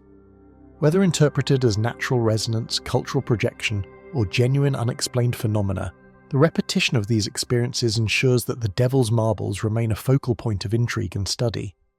The Devil's Marbles remain an enigma where geology, legend, and perception intersect, drawing those who seek to understand their secrets while ensuring that no one ever fully can. Visitors leave with photographs, measurements, and memories, yet the site preserves its own narrative, resisting complete cataloguing or demystification. It is a place where time, culture, and natural forces converge, creating a mystery that is as much about human perception as it is about the ancient stones themselves. Amidst the sun-scorched plains and wind-carved rocks, the Devil's Marbles continue to challenge the line between what can be measured and what must simply be experienced. The Salt Lake Shipwreck. Though far from the ocean, an abandoned hull rests quietly amid the endless white expanse of Lake Torrens, a silent reminder of maritime ambition. Travellers and explorers who stumble upon it speak of disbelief at first sight, the ship's rusted frame contrasting sharply with the blinding salt flats. The vessel seems almost misplaced, as if it has drifted from another world, yet all records confirm its presence. Local lore and anecdotal reports hint that it has been visible intermittently for over a century, appearing after rare floods that temporarily fill the lake and vanishing again as waters recede and sun-scorched salt crusts reclaim the landscape. Stretching over 5,700 square kilometres, the lake's shallow waters and dense salt crusts form a landscape that can transform overnight with seasonal flooding. During the summer months, the White Plains crack under the heat, forming jagged patterns across the surface. After winter rains, shallow layers of water reflect the sky, giving the impression of a vast inland sea. These extremes make the environment both hostile and hypnotic, challenging visitors to navigate and leaving ample room for the mind to interpret unusual shapes or shadows as something more mysterious. The environment itself contributes to the ship's eerie aura, framing it as an anomaly in a land otherwise dominated by flat, empty vistas. Surveyors in the late 19th century documented fragments of a vessel appearing during rare inundations, noting the incongruity of a ship far inland on official maps and impersonal journals. Some explorers described walking across solid salt crust only to glimpse timbers and rigging rising from shallow pools, moments that were fleeting and difficult to verify.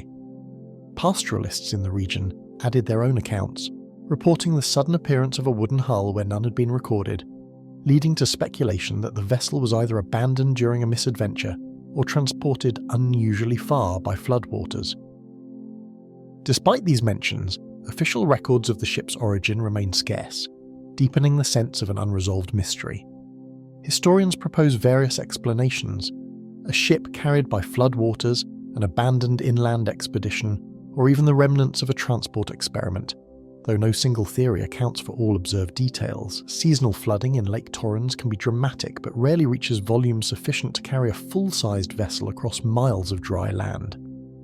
Alternative suggestions involve experimental transport methods during early settlement periods, yet no documentation supports the presence of inland maritime engineering projects in the area. Each explanation leaves gaps, which only heighten the air of enigma surrounding the ship and its improbable location. Photographers, satellite surveys, and occasional field expeditions have confirmed the vessel's intermittent visibility, revealing hulls and masts that emerge only when water levels and light conditions align. Images captured from the air show reflections and shadows that appear to move with the sun, while ground observers note that the ship seems to vanish as quickly as it appears. Such occurrences have been reported consistently over decades, suggesting that the phenomenon is not purely imagined. The interplay of water, sunlight, and the lake's reflective surface creates optical effects that both reveal and obscure the ship, blending fact with a sense of otherworldly drama. Salt, wind, and arid sun have bleached and cracked the wood and metal, giving the wreck a spectral appearance that shifts with every reflection of sunlight across the lake's flat surface. Rusted rivets and splintered timbers jut upward like skeletal remains, and tidal pools forming during minor floods create a mirage-like shimmer around the hull. Natural forces have sculpted the ship into a ghostly presence, one that seems almost alive under the changing light and temperatures. Travellers often report a chill or an unexplainable awareness when approaching the wreck, as if the vessel itself imposes a silent guardianship over the lake. Aboriginal guides speak of strange ships that walk on water, echoing early settler anecdotes and reinforcing a sense that the lake holds more than simple geography within its expanse. Local stories recount sudden movements in the shallow water, phantom sounds of creaking timbers, and glimpses of shapes half submerged in the salt flats. These tales are rarely detailed in official histories, yet they persist across generations, merging indigenous oral tradition with settler memory and creating a layered cultural resonance around the shipwreck. Whether interpreted literally or symbolically, these accounts enhance the feeling that the vessel occupies a liminal space between reality and myth. Documented through detailed maps, field notes and photographs, the ship's origin, the circumstances of its abandonment, and the reason it remains preserved in this inland lake continue to defy explanation. Scholars note that the combination of extreme environmental conditions and inconsistent documentation ensures the story remains open-ended. Explorers may measure the hull, note its dimensions, and photograph its decayed surfaces, yet the fundamental mystery, why a ship appears where it should not, remains unsolved. Every observation raises new questions, and each returning expedition seems only to deepen the unresolved nature of the phenomenon. Explorers, historians, and curious travellers return repeatedly, drawn by the vessel's ghostly presence and the puzzle of its place within the vast, silent salt flats. The lake, empty and expansive for much of the year, frames the ship in isolation, lending it a haunting prominence against a backdrop of white and sky. Visitors are left to reconcile the facts, photographs, measurements, historical references, with the visceral impression of encountering a ship where logic says it should never have existed. It is a reminder that the Outback, with its extremes of environment and time, continues to defy expectation. The lake keeps its secret well, revealing the ship only to those who wander close enough to glimpse its hull and leaving every observer with a deeper sense of wonder and unanswered questions. Encounter at Chambers Pillar. The first time the hikers reached Chambers Pillar, they felt as though they had stumbled into another world. The towering sandstone spire rising from the desert like a sentinel guarding the horizon. Its rust-coloured walls glowed in the late afternoon sun, and every fissure and groove seemed to hold shadows that shifted with the waning light. The vastness of the surrounding plains emphasised the pillar's height and isolation, and a silence settled over the group that was both profound and unsettling. Even seasoned travellers found their steps slowing as they approached, as if the desert itself was urging caution, and each pause brought with it a heightened awareness of the uncanny environment. Formed over 350 million years, the pillar's weathered sandstone displays layers and fissures that catch the sun at shifting angles, creating shadows that seem to move with a life of their own.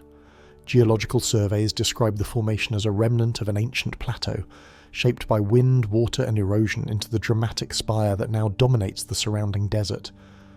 Its irregular surface refracts sunlight in unexpected ways, and as the day passes, the colours transform from ochre to deep red and finally to soft violet at dusk. Visitors often remark on the illusion of movement, as if the rock itself were breathing or subtly shifting, a phenomenon entirely explainable by natural conditions, yet still capable of inspiring awe and unease. Local Arunta elders speak of the pillar as a place of ancestral presence, a landmark intertwined with stories of creation and spirit beings that traverse the desert landscape. Oral traditions describe entities that move between the earth and sky, guardians of waterholes, sacred paths, and desert crossings. While these stories do not suggest specific encounters with strange beings, they do establish Chambers Pillar as a site of deep significance, a place where the boundary between the physical and the spiritual is understood to be thinner than elsewhere. Modern visitors often report an instinctive reverence, a sensation of being watched or accompanied, which aligns with the cultural weight the site carries. Early explorers such as John McDowell Stewart described disorientation and awe when approaching the formation, noting unusual light reflections that left observers uncertain of what they truly saw. Expedition diaries recount long treks through featureless plains, where the pillar emerged suddenly, framed by heat haze and intense sunlight. In some accounts, shadows projected across the sand created the illusion of figures at the base, prompting momentary fear and fascination. These records, though factual and carefully documented, convey an emotional resonance that reinforces the pillar's aura of mystery, bridging the gap between scientific observation and human perception. Mirages shimmering across the flat desert, heat haze rising from sunbaked earth, and the long shadows of late afternoon can transform the pillar into an almost supernatural presence. As temperatures fluctuate, air currents bend light, creating spectral distortions that can make cliffs appear taller, recesses deeper, and the entire formation alive with movement. Wind passing through narrow fissures produces low, haunting tones, while the occasional rustle of desert flora adds auditory texture to the visual spectacle. For anyone unprepared for the extremity of conditions, these natural effects can simulate encounters, making the pillar an active participant in shaping human experience. A surveyor camped near the base in the 1960s reported hearing low, resonant sounds and glimpsing movement that could not be attributed to wind or wildlife, a detail preserved in regional archives. Other accounts over the decades describe fleeting shadows, reflections in waterholes, and sudden shifts in perception when approaching the formation at dusk. While none of these reports provide definitive evidence of supernatural activity, the consistency of details across time and independent observers lends the pillar an enduring sense of mystery. Travellers often return to test the stories, drawn by curiosity and the possibility that the desert might reveal something extraordinary if one looks closely enough. The vast emptiness surrounding Chambers' pillar magnifies solitude, and with it the human mind's tendency to interpret ordinary phenomena as something extraordinary. Endless plains, minimal vegetation, and the absence of human-made structures create an environment where sound travels strangely, shadows distort, and perspective can be easily skewed. Explorers describe moments when the pillar's silhouette seems to loom or change shape depending on their vantage point, and the isolation itself intensifies the psychological experience. This interplay between perception and environment contributes to the ongoing allure, as each individual may encounter the pillar differently, influenced by expectation, fatigue, or imagination. Decades of anecdotal reports, photographs, and sketches continue to document fleeting encounters, ensuring that the pillar's enigmatic reputation endures among visitors and researchers alike. Photographers have captured ghostly reflections, unexpected light patterns, and the sense of presence that many describe in their journals. Scientists note that geological and atmospheric conditions can account for some visual phenomena, yet the persistence of witness accounts over generations has transformed Chambers' pillar into more than a geological landmark. It is a repository of human experience, a place where the extraordinary seems to linger at the edge of perception. Conservation efforts have made the site more accessible while carefully preserving its natural and cultural significance, yet the allure of the unexplained remains undiminished for those who approach. Trails, viewing platforms, and educational signage ensure that visitors can experience the pillar safely, while guides share Aboriginal stories and historical context. Yet even with preparation and explanation, the desert imposes its own logic, and each approach to the pillar can yield unexpected sensations. Researchers and travellers alike report the same tension, the thrill of discovery tempered by the knowledge that this isolated formation continues to provoke wonder in ways that cannot be fully articulated. Chambers' pillar rises silently from the desert floor, its shadows stretching across the sand like a warning that some mysteries are meant to be witnessed, never fully understood. The ghost cattle of the Nullarbor station. Under the silver glow of a rising moon, a lone drover glimpsed a herd moving silently across the Nullarbor plains, their shapes pale and shifting, earning the station its whispered name, the ghost cattle. The figures appeared without sound, gliding over the rust-coloured earth as if the ground itself had softened to welcome them. Shadows stretched unnaturally long, flickering and merging with the night, and for a brief moment the drover questioned whether the shapes were cattle, spectres, or some optical trick of moonlight on the barren plains. That initial sighting sparked stories that would persist across decades, carried in the hushed conversation of station hands and the journals of itinerant travellers. Nullarbor station sprawls across hundreds of square kilometres, its red earth and spinifex-dotted paddocks supporting generations of cattle, drovers, and the rhythms of outback life. The station's history stretches back to the late 19th century, when pastoral expansion into the Pilbara and northern goldfields brought both hardship and opportunity. Water is scarce, and cattle require careful management to survive the blistering sun and dry, windswept seasons. It is precisely this environment, harsh, isolated, and expansive, that amplifies both the beauty and the eeriness of the landscape, leaving room for illusions to thrive and stories to take root. Local Aboriginal elders speak of wandering spirits that appear among herds, subtle guardians of the land whose presence can be both protective and unsettling for those uninitiated in their stories. While the elders do not claim that these spirits are ghost cattle, the oral traditions speak of ancestral beings that traverse the plains, observing and sometimes guiding the movements of animals. For generations, these tales were practical as well as spiritual. Cattle and other herds were not just livestock, but living participants in the ecological balance, and the elders' stories often contain warnings about overstepping boundaries or ignoring the land's signals. Modern visitors frequently report an instinctive unease in the same areas noted by Aboriginal storytellers, a convergence of cultural wisdom and personal observation.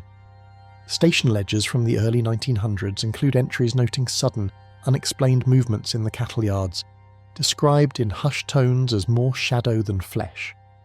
Drovers recorded nights when herds seemed to disperse without cause, only to reappear hours later in positions that defied logic.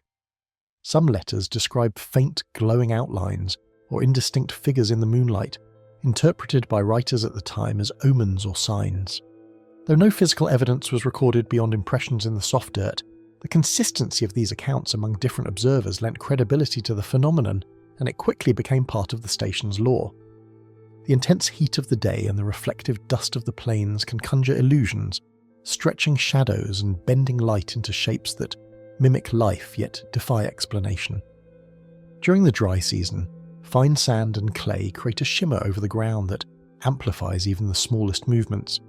Wind gusts stir dust in unpredictable ways, forming momentary shapes that vanish as quickly as they appear. While scientists explain these occurrences as optical phenomena, for those witnessing them amid the isolation of the Nullarbor station, they produce a compelling sense that something else, something beyond ordinary perception, is at work. Even in recent decades, travellers and station hands report similar visions, pale forms gliding across the night, silent and consistent, leaving no trace in the soil or grass. A 1980s report from a roving survey team describes cattle-like silhouettes moving along a ridge, visible only under the light of a crescent moon. Observers noted that when approached, the figures seemed to vanish or dissolve into the terrain, as if the land itself had absorbed them. Despite modern equipment and longer stays on site, the phenomenon remains elusive, appearing with the same quiet regularity that has characterized the station's history. Hours of isolation, the monotony of endless plains, and the eerie hush of nighttime combine to sharpen perception, making ordinary movements appear uncanny and every sound laden with significance. Drovers describe the way a single rustle can echo unnaturally in the open desert, and how distant lights can mislead the eye into perceiving motion where there is none. The mind, attuned to danger or opportunity in such an unforgiving environment, interprets these cues with heightened sensitivity, creating a space where the line between the real and the spectral blurs. Visitors often leave the plains carrying the weight of their own imaginings, unsure whether they witnessed cattle or something else entirely. Photographers and researchers have tried to capture the ghost cattle on film, only to find that light, distance, and the vastness of the landscape frustrate every attempt, leaving the phenomenon fleeting and ephemeral. Attempts to document the apparitions with night vision cameras, long exposures, and thermal imaging have produced images that are either inconclusive or incongruent with human expectations. Observers note that the fleeting forms are rarely present long enough for reliable capture, disappearing as suddenly as they emerge. Each failed attempt reinforces the sense that the ghost cattle exist on the threshold of perception, accessible only to those who witness them directly and under the right conditions. Although scientists have offered explanations and conducted repeated observations, the sightings continue, marking the Nullarbor Plains as a place where reality and perception intersect in unsettling ways. The station continues to operate, the herds roam, and travellers pass through with the knowledge of what has been seen and recorded. Yet the phenomenon maintains its hold on imagination, a herd that exists in the intersection of history, culture, and environment, visible only to those attentive enough to notice and willing to accept the unexplained as part of the Outback's rhythm.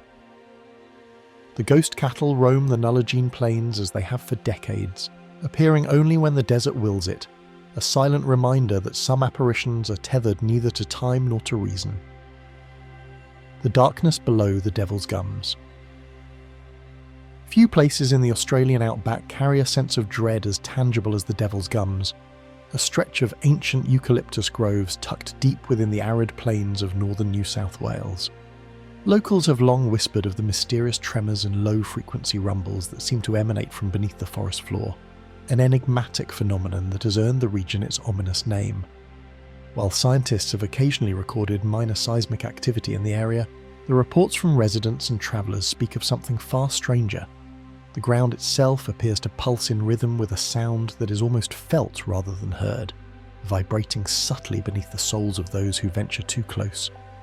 Some have described it as a low hum rising from the depths, reverberating through the trunks of the gnarled trees, creating the sensation that the forest is breathing, or perhaps watching. Eyewitness accounts of the Devil's Gums anomaly date back decades. Early settlers noted that on certain nights, when the air was still and the stars hung sharp and clear above the horizon, the ground would shiver beneath their feet in pulses so regular that they could almost be measured like a heartbeat. Animals reacted first. Stock would refuse to graze near the groves, and even the local kangaroos were said to freeze in place, ears cocked, eyes wide with visible alarm. Travellers who attempted to camp near the trees often reported an oppressive heaviness in the air, accompanied by an unexplainable vibration that made sleep impossible. It was as if the earth itself had a secret it was unwilling to reveal. Geologists who have studied the region acknowledge that minor tectonic movements could account for some vibrations, but the frequency and consistency of the reported rumbles do not fit conventional seismic patterns. In 1978, a team from the University of Sydney conducted a preliminary survey using ground-penetrating seismographs. They recorded faint rhythmic pulses emanating from a depth well below typical fault lines, a phenomenon that could not be immediately explained. The readings suggested a resonance effect, a low hum that persisted even when surface activity was minimal. One seismologist later admitted that while the vibrations were real, their origin remained a mystery, leaving open the unsettling possibility that something unknown was at work beneath the soil. Those who live within proximity to the Devil's Gums speak of the tremors not as isolated occurrences, but as part of a recurring pattern.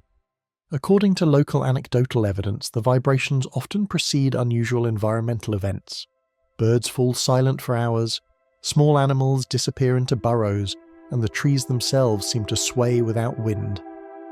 In rare instances, travellers have reported brief flashes of phosphorescent light flickering among the roots, accompanied by a feeling of intense vertigo or nausea. Aboriginal elders, custodians of the land for tens of thousands of years, have long regarded the area with caution.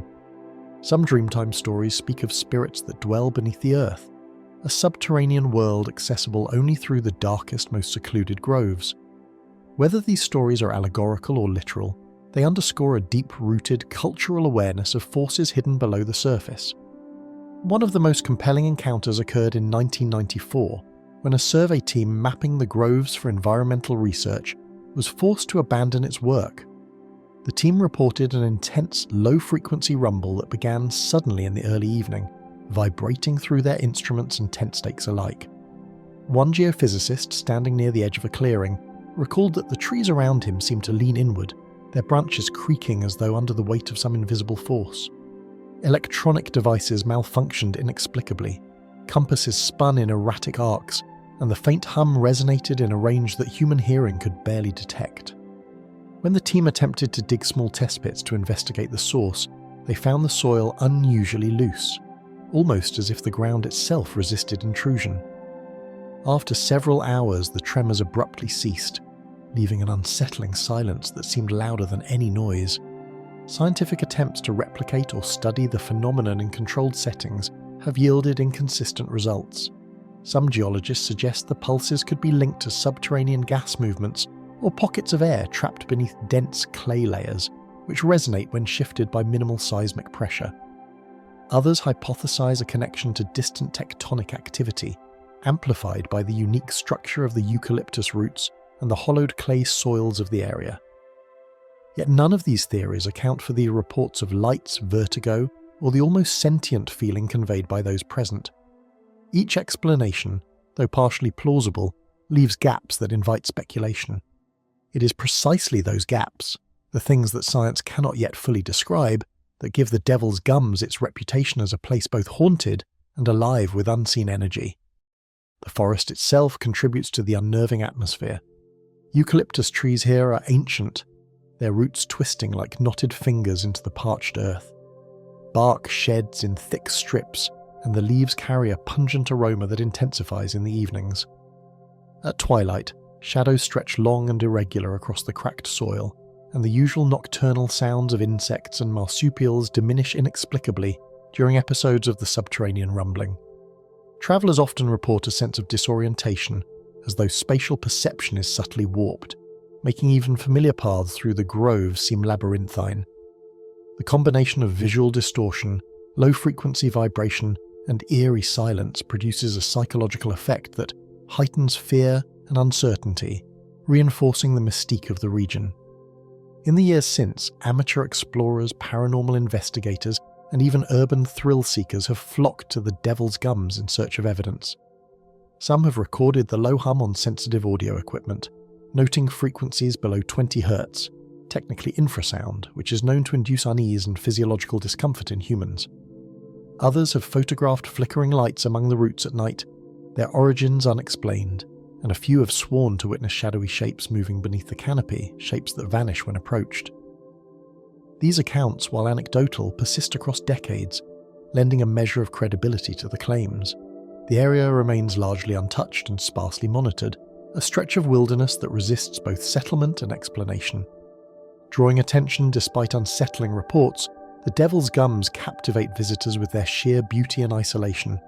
The interplay of light and shadow, the sharp scent of eucalyptus, and the rhythmic, almost imperceptible pulse beneath the earth combine to create an experience that is both mesmerizing and terrifying. To step into the Devil's Gums is to enter a space where the natural and the inexplicable coexist, where every rumble and flicker of light suggests an intelligence, or at least a pattern, hidden beneath layers of soil and rock. Explorers leave the grove changed, haunted by a sense that the land itself keeps secrets that are beyond human comprehension, secrets that cannot be fully explained or dismissed. No one knows what lies beneath the Devil's Gums, only that the ground seems alive with a force that does not obey the ordinary rules of nature. The disembodied cry in the Flinders Ranges. The disembodied cry in the Flinders Ranges has echoed through the gorges for decades, a sound so haunting that even seasoned hikers describe it as a voice of anguish, without a source. Travellers navigating the narrow passes have reported a sudden, high-pitched wail that seems to emanate from nowhere, carrying for hundreds of meters before fading into silence. While some dismiss these accounts as imagination or stress-induced hallucinations caused by isolation, the consistency and detail of reports across decades suggest a phenomenon that defies simple explanation. Even those familiar with the natural sounds of the ranges, the caw of wedge-tailed eagles, the rustle of skinks in dry leaves, or the whistle of wind through jagged rock, find this cry fundamentally different, a chilling resonance that feels almost sentient. Towering cliffs of weathered sandstone form narrow corridors where the wind funnels unpredictably, turning ordinary gusts into eerie, wailing tones that dance across the rugged landscape.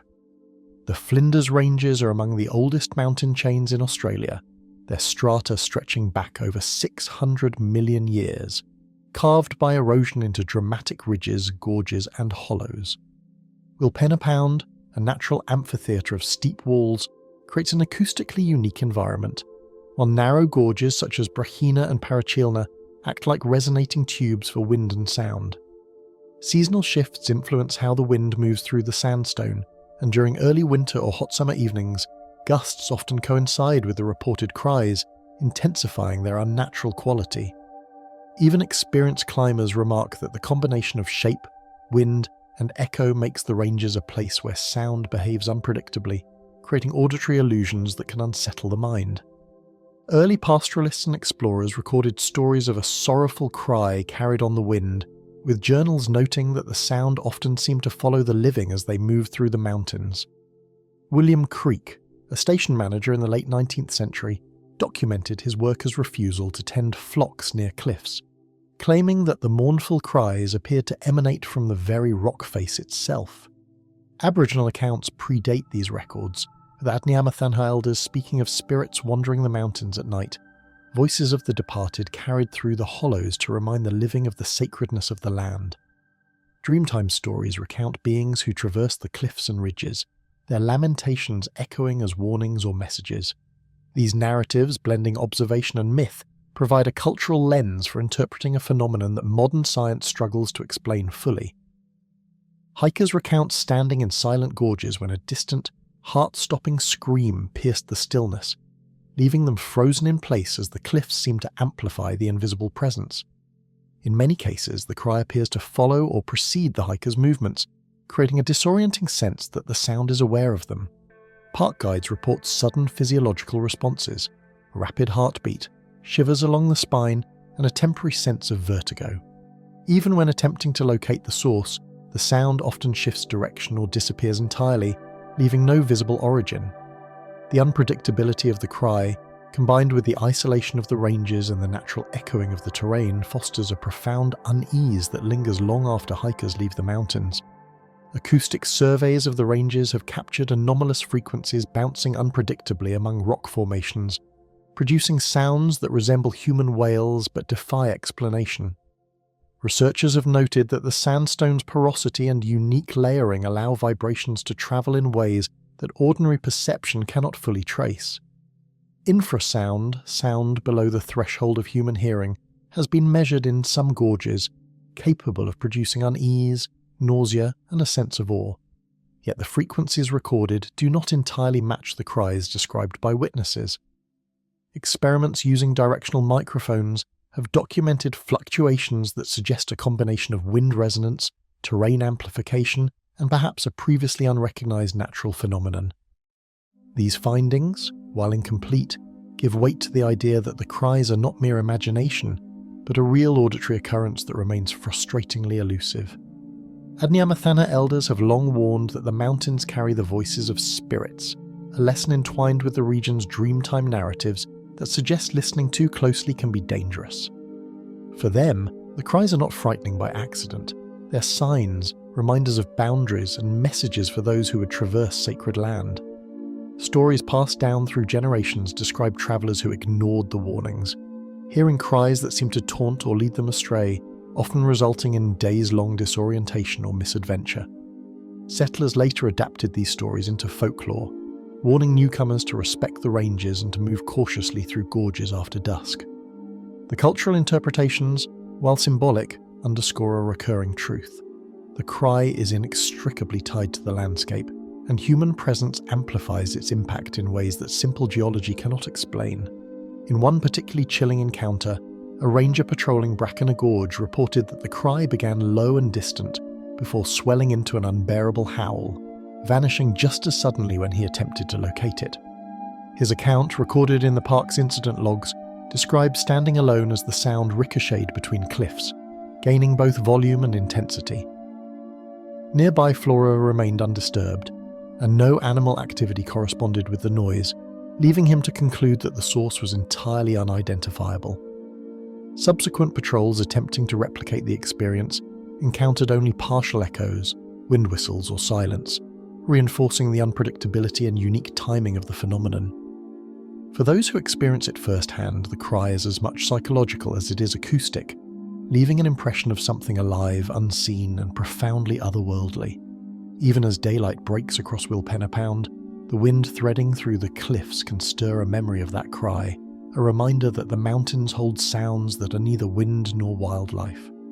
To walk the Flinders ranges with this knowledge is to carry a heightened awareness, knowing that the cliffs can mask and amplify voices that belong to neither the past nor the present. The mystery persists despite decades of observation, research, and folklore, leaving an enduring sense that the mountains themselves are sentient, guarding a secret that continues to defy comprehension. Drifting through the sandstone corridors, a voice remains unclaimed and untraceable, daring anyone to uncover the truth behind its mournful call. The Aboriginal Dreamwalker. Near the still waters of a remote outback billabong, the Aboriginal Dreamwalker is said to appear at twilight, a figure glimpsed only in the corner of the eye, fleeting and impossible to fully describe. Local accounts suggest that those who encounter the figure feel a strange tension in the air, a weightless pressure that cannot be explained by wind or temperature. Campers who have stayed near these waterholes report a sudden silence just before a sighting, as though the natural world itself pauses in anticipation. While some dismiss these experiences as illusions or the product of isolation in the harsh desert environment, the consistency of sightings across generations suggests that the dreamwalker is more than a simple trick of perception. The billabongs dotting the arid landscape reflect the deep reds and ochres of the surrounding earth, their shallow waters teeming with frogs, dragonflies, and the occasional bird of prey circling overhead, creating an environment where light and shadow merge unpredictably. Seasonal variations dramatically alter the terrain. During the dry months, waterholes shrink to shallow pools surrounded by cracked clay, while the wet season transforms them into verdant islands amid sparse scrubland. Reeds and eucalyptus trees bordering the edges distort reflections, and the mirrored surface of the water can make fleeting shadows appear to move independently. This combination of environmental conditions and natural beauty renders the billabongs both alluring and subtly disorienting, perfect setting for a figure that seems to exist between worlds. Aboriginal elders speak of figures who traverse both the land and spirit realms, and early settler journals occasionally recorded lone watchers near these waterholes, describing human-shaped shadows that vanished when approached. The Adnyamathanha people, traditional custodians of the Flinders ranges and surrounding outback regions, describe dreamwalkers as beings who move freely between the material and spiritual planes, often serving as guides or messengers in ceremonial contexts. These accounts stress that the dreamwalker is rarely malevolent, yet their presence is a reminder that the land is alive with forces beyond ordinary human perception. Settler records, though more fragmentary, echo this sense of an elusive observer, noting figures glimpsed along waterholes, vanishing before any closer inspection could confirm their identity. Modern travellers recount the unsettling sensation of being observed while walking along sandy banks, catching brief silhouettes gliding between the reeds or across mirrored water surfaces, leaving them questioning whether they truly saw a person or something else entirely. One camper described a sudden chill that travelled along the edge of his spine as a tall, dark figure moved along the waterline, fading into the mist before he could react. Others report seeing reflections in the water that do not correspond to their own movements, shadows that stretch or shift unnaturally, or the impression of footsteps on banks that had been undisturbed moments before. These fleeting encounters are often dismissed by skeptics as tricks of light and imagination. Yet those who've witnessed the dreamwalker consistently describe a feeling of intentionality in its movements, as if the figure is aware of being observed. In Dreamtime stories, the dreamwalker is both a guardian and a messenger, a being whose presence near sacred waterholes reminds those who pass of the living spirit of the land and the consequences of trespassing. The waterholes themselves are often liminal spaces, where the boundary between the spiritual and material world is believed to be thinner, and where rituals were historically conducted to honour the land and its custodians. These narratives underscore that the dreamwalker is not merely a figure of fear, but a symbol of connection between people and country. Its appearances, whether experienced directly or recounted through stories, serve to remind visitors and residents alike that the landscape carries memory and spirit, and that human intrusion is never without consequence. Mist rising from a billabong in the cool of morning can distort shapes into humanoid forms, while the flickering reflection of moonlight across still water, combined with isolation, amplifies perception and fuels accounts of a wandering figure. Fog clinging to the reeds can cast long, shifting shadows, and even gentle ripples on the water can create the impression of movement where none exists.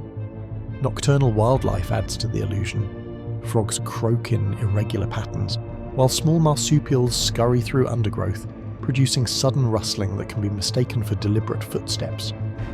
Yet, even accounting for these factors, the figure reported by multiple independent witnesses carries an awareness and coherence that transcends mere optical illusion or environmental distortion.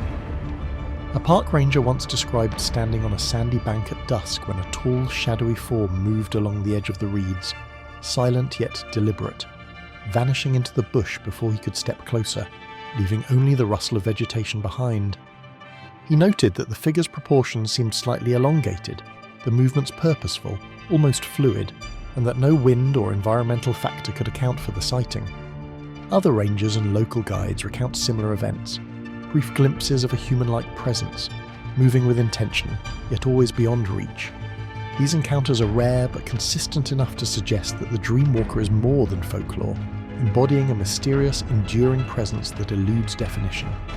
Even when the Dreamwalker is unseen, the waterholes themselves seem charged with presence, as though the land remembers every traveller who has glimpsed what should not be glimpsed. The combination of reflective water, isolated terrain, and shifting light creates an atmosphere of tension in which even the smallest movement can appear significant. The Dreamwalker, whether physical, spiritual, or somewhere in between, has become inseparable from the landscape, its existence woven into both the geography and the stories that people tell. The figure continues to inspire awe, curiosity, and unease, a reminder that some mysteries are tied as much to perception and belief as to physical reality. Between earth and spirit, the Dreamwalker continues to move silently, always just beyond sight, waiting for those who dare to cross the billabong's edge. The Phantom Convict on Fraser Island.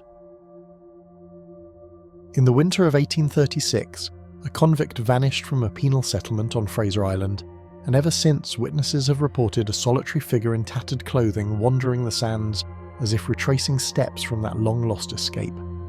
Accounts from early settlers describe a man who appeared and disappeared along the beaches, a figure glimpsed through mist or the shifting dunes, always silent and uncatchable. Over the years, campers and local guides have told of brief sightings, a figure appearing at dusk, standing motionless for moments before fading into the windswept sands. While skepticism often surrounds these stories, the regularity and consistency of the reports suggest that the phantom has become an enduring presence in the island's collective memory. The island's towering dunes, scattered freshwater lakes, and dense rainforest pockets create a backdrop where shadows shift unpredictably, making even familiar paths seem strange and uncanny. Fraser Island, or Kagari as it is known by the Butchulla people, is the world's largest sand island, stretching over 120 kilometres with a complex mosaic of ecosystems. The massive dunes rise and fall with the tide, often concealing narrow tracks and hidden lagoons, while patches of rainforest and eucalyptus forest emerge from the sand like islands. These natural features provide both shelter and mystery, and the interplay of light and shadow across them can turn ordinary movement into something ghostly. The island's isolation amplifies every sound and shadow, giving the impression that even empty beaches and deserted tracks are being watched. Official records and contemporary journals recount escaped convicts and shipwreck survivors seeking refuge among the island's isolated terrain, often leaving traces of struggle and survival that blurred the line between legend and documented history. In the 1830s, penal authorities occasionally sent convicts to the island for punishment or labour, and a handful of documented escapes ended in mystery. Shipwrecks off the eastern coast added another layer of peril, as survivors struggled to traverse the dunes, freshwater lakes and dense scrub. While some convicts were eventually recaptured or perished, the stories of those who vanished entirely became intertwined with local lore, giving rise to persistent rumours of lingering presences on the island long after their deaths. Modern hikers and campers describe fleeting glimpses of a lone figure along the dunes, or near abandoned tracks, sometimes carrying a lantern, or moving with a purposeful stride, appearing and vanishing before it is possible to approach. One visitor reported walking along a quiet beach at dawn, when a figure emerged at the water's edge, dressed in rough clothing that seemed to belong to another century, pausing to gaze out to sea before disappearing into the mist. Others have recounted hearing the faint sound of footsteps following them, along tracks where no one else was present, or seeing movement out of the corner of their eye that resolved into nothing. Despite the rational explanations offered, tricks of light, imagination, or misperceived shadows, the experience leaves a lingering sense that something unseen is observing. Both Aboriginal traditions and settler folklore tell of restless spirits bound to Fraser Island, their presence intertwined with stories of punishment, isolation, and unresolved journeys across the sands. The Butchulla people speak of the island as Kagari, a place of sacred significance, where the spirits of ancestors walk the land and the boundary between the living and the departed is thin. Early European settlers and whalers adapted these stories, overlaying them with tales of convicts who never returned from punishment or shipwreck. The convergence of these cultural narratives has created a rich tapestry of belief, where the phantom convict is not merely a ghost story, but a symbol of the island's layered history, reflecting both human hardship and the inescapable presence of memory. Tidal shifts, reflected moonlight, drifting fog, and the whisper of wind through the dunes can trick perception, making ordinary movements appear deliberate, feeding the sense of a presence that is never fully seen. The sands themselves are constantly in motion.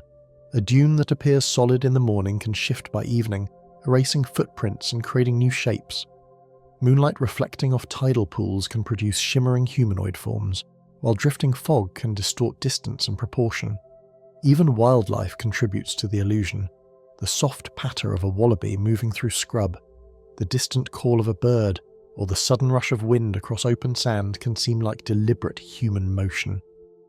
These environmental factors amplify the island's natural eeriness, giving credence to the accounts of those who swear they have seen a figure who does not belong to this century. One ranger described standing near Lake Mackenzie at dusk when a solitary figure emerged along the shore, paused as if aware of him, and then faded into darkness, leaving behind only the faint sound of footsteps in the sand. The ranger noted the figure's posture, clothing and deliberate movements, yet when he approached there was nothing. No footprints beyond the immediate point of appearance, no trace of campfire or disturbance. Similar encounters have been documented at other locations across the island, including along Eurong Beach and near abandoned logging tracks, each reinforcing the perception of an entity that exists between history and the present. The consistency of these accounts over decades suggests a presence that is persistent, purposeful, and unconstrained by ordinary human limitations. Even in bright daylight, the stories of the phantom persist, carried in whispered accounts, erased footprints, and the feeling that history has left an imprint that continues to wander the island. Visitors often remark that the beaches feel alive in ways that transcend natural explanation, and that the shifting sand and isolated lagoons seem to keep secrets better than any map or guide. The island's past, punishment, escape, and survival, lingers in its environment, allowing the phantom convict to exist not only in the memories of those who see him, but also as an enduring echo of history itself. On Fraser Island, a convict's shadow still roams the sands, unseen yet undeniably present, tracing a past that refuses to rest. The mystery of lake disappearances. The water of Lake Wooroloo lay unnervingly still, yet when a lone swimmer entered they vanished without a trace, leaving only ripples that spread across the surface as if mocking those who watched. Panic swept through the small group of campers who had been watching from the shore, their calls swallowed by the thick heat and distance. By the time anyone attempted to reach the spot, the water had already returned to its mirror-like calm, betraying nothing of the struggle that had occurred beneath it. Locals have long whispered that the lake has a strange, almost malevolent sense of timing, claiming its victims when least expected and leaving behind no evidence to explain their disappearance.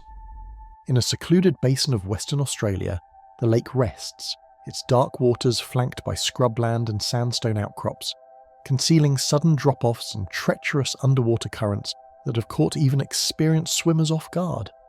Seasonal rains fill hidden channels beneath the surface, forming underwater caverns and submerged sandbanks that make navigation unpredictable. The surrounding scrub is dense and unyielding, forcing anyone attempting a rescue or search to navigate narrow, uneven paths, while the heat intensifies the sense of isolation.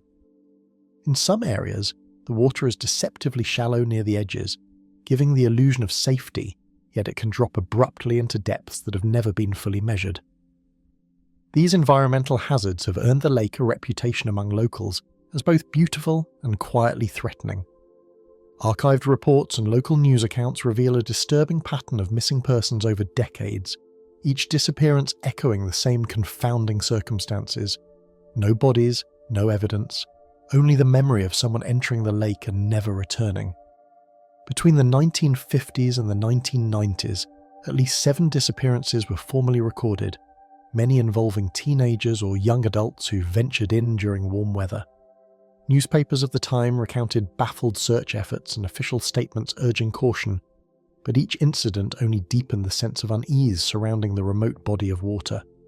Scholars and local historians have noted the consistency of these disappearances, highlighting that the lake's pattern does not match other outback hazards like rivers or bogs, leaving open the question of why it seems to claim individuals with such eerie precision. Campers and hikers recount hearing frantic splashes or seeing ripples spread across otherwise calm water, yet when they searched, the swimmer or visitor had seemingly dissolved into the lake without leaving any trace. One couple described a moment when they saw what appeared to be a figure thrashing at the water's edge, calling for help, only to discover a moment later that the figure had vanished entirely. Others report observing small disturbances, shifting reeds, bubbles rising to the surface, or the faint sound of a struggle, yet no one was present to explain it. Even seasoned bushwalkers speak of an inexplicable tension around the lake, a feeling that the waters themselves are watching, waiting, and capable of swallowing anyone who comes too close. Official searches have involved divers, aerial reconnaissance, and tracking dogs, but every attempt has produced few clues, with overturned boats or disturbed shorelines hinting at a struggle yet revealing nothing definitive. Rescue teams often find footprints that lead to the water's edge, but vanish without continuing, as though the earth itself has closed over evidence.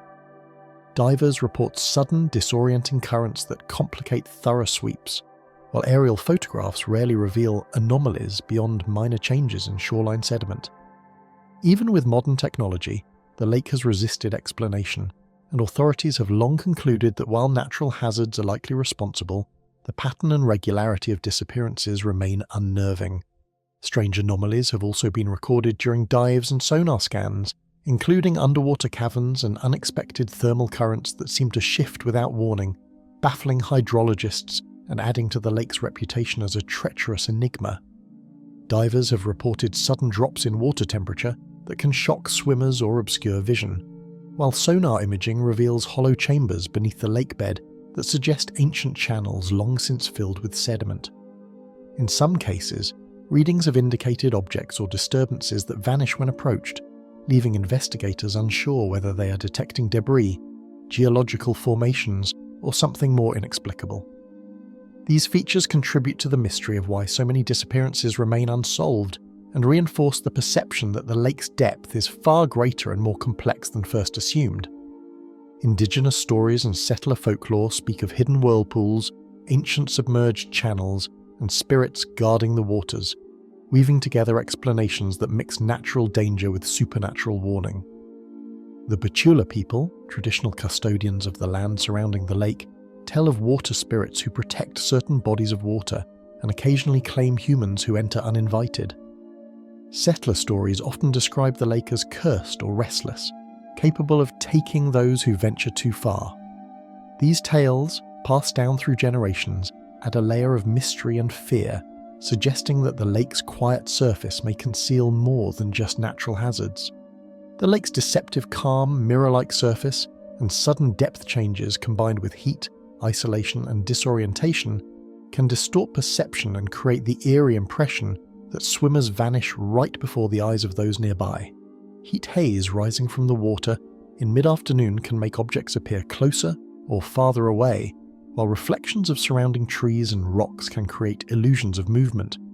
Underwater currents, uneven sediment, and hidden cavities can pull swimmers into depths unexpectedly, sometimes leaving no evidence on the surface. These environmental factors amplify the unease felt by witnesses and searchers alike, and they may explain some, though not all, of the unexplained disappearances.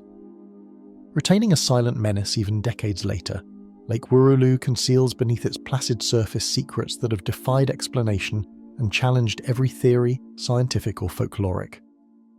Visitors tread its shores with caution, aware that the tranquil waters belie unpredictable danger.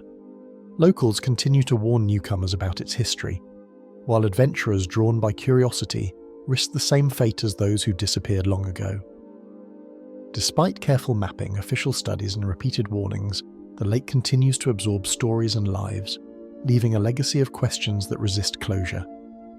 Beneath its still, glassy surface, the lake holds the memories of those who disappeared, as if the water itself refuses to release them. The vanishing gold miner of the Tanami. The gold miner's footprints disappeared into the shifting red sand of the Tanami Desert, leaving behind a deserted tent and a faint trail that vanished as if swallowed by the heat. His tools were arranged neatly beside a smouldering fire, and a small pile of rations sat untouched, a silent testament to his sudden absence. Those who had last seen him spoke of a man methodical and self-reliant, yet even his careful preparation had offered no protection against the desert's unforgiving expanse. The emptiness around the camp seemed to amplify the sense of disappearance, the wind carrying the faint scent of smoke and red dust, as if the desert itself had conspired to erase every trace of him. The Tanami stretches across the Northern Territory and Western Australia, a vast expanse of arid plains, sand ridges and sparse waterholes, where temperatures regularly soar above 40 degrees Celsius. Low scrub and spinifex cover much of the land, while hidden claypans and rocky outcrops create treacherous footing for anyone travelling on foot. Water is scarce, and even experienced prospectors know that a single misstep or miscalculation can quickly turn survival into a desperate race against heatstroke and dehydration. The isolation is profound. Settlements are hundreds of kilometres away, and radio or mobile communication is unreliable, leaving those who wander too far almost entirely cut off from help. Gold prospecting in the region has a long history, with solitary miners venturing into remote areas armed only with pans, sluices, and an intimate understanding of desert survival techniques. Since the early 20th century, small-scale prospectors have combed the Tanami for scattered veins of gold, often establishing temporary camps for weeks at a time. While some returned with discoveries, others vanished without explanation, leaving behind only tents and tools, and the stories of those who never returned have become part of the desert's enduring mystery. These disappearances highlight both the promise and the peril of life in the Tanami, where fortune and danger coexist in the same harsh landscape. When local authorities reached the miners' camp, they found a fire still smouldering, tools neatly arranged, and no sign of struggle, as if he had simply stepped away and vanished. Empty water bottles and a carefully stacked supply of food suggested he had expected to remain at the site for several days. No footprints were leading beyond the initial trail that disappeared into the sand, no signs of a struggle, and no tracks indicating that a vehicle had approached. The scene offered everything a searcher could hope for in terms of starting clues, yet it yielded nothing, deepening the mystery and leaving even experienced investigators unsettled. Search parties scoured dunes, scrub, and dry creek beds for days, combing the terrain with dogs and aircraft, yet found no trace beyond a few scattered footprints that ended abruptly. Teams faced extreme heat, shifting sands, and sudden dust storms that could disorient even seasoned trackers. Helicopters scanned the desert from above, noting patterns in the dunes and the thin trails that vanished as quickly as they appeared, but no indication of the miners' path or fate was ever uncovered. Despite exhaustive efforts, the desert had kept its secret, leaving those searching with a profound sense of frustration and awe at the unforgiving terrain. Strange anomalies emerged during some of these search efforts, adding an unsettling layer to the mystery. Satellite imagery and aerial reconnaissance occasionally detected slight depressions in the sand or shifting patterns that seemed inconsistent with natural wind activity. Searchers reported brief glimpses of tracks that appeared and disappeared inexplicably, as if the desert itself rearranged the surface behind them. Hydrologists and desert researchers studying the area noted occasional thermal currents and underground cavities that could create pockets of extreme heat or sudden air movement, enough to confuse both humans and animals and obscure evidence of movement. These anomalies reinforced the notion that the Tanami, while well charted in general terms, still holds hidden traps and enigmatic features capable of confounding even the most meticulous efforts. Nearby prospectors reported fleeting glimpses of a lone figure moving across distant ridges, sometimes at dawn or dusk, but always disappearing before anyone could approach. Some spoke of shadows that seemed to move independently of the sun, or mirages that distorted perception, giving the illusion of movement in the heat waves above the sand. Even seasoned miners, familiar with the desert's tricks, admitted to moments when their eyes and instincts failed them, and these reports only fueled speculation about whether the vanished miner had become lost, hallucinated, or wandered into a hidden depression or sinkhole. Scorching heat, scarce water, disorienting landscapes, and the mirage-like effects of the desert combined to challenge even the most experienced traveller, often producing hallucinations and distorted perceptions of distance and direction. Survival depends not only on preparation and knowledge, but also on luck, timing, and the ability to read subtle environmental cues. In such extreme conditions, even minor errors can quickly escalate into life-threatening situations, and the vast, seemingly uniform landscape can erase a person from sight almost instantly. The miner's sudden disappearance underscores how the desert can swallow individuals, leaving little evidence of their journey or struggle behind. Some believe he became lost in a sand depression, others speculate on animal encounters or foul play, yet no theory fully explains the sudden, complete disappearance of a man who had prepared for the harshest conditions.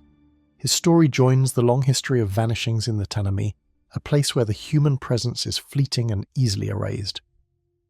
Despite careful documentation, scientific studies, and persistent searches, the desert continues to defy explanation, leaving observers to wonder whether some mysteries in these isolated regions are simply beyond human understanding. In the endless Tanami, the desert keeps its secrets well, allowing only the wind and the sand to remember what happened to him.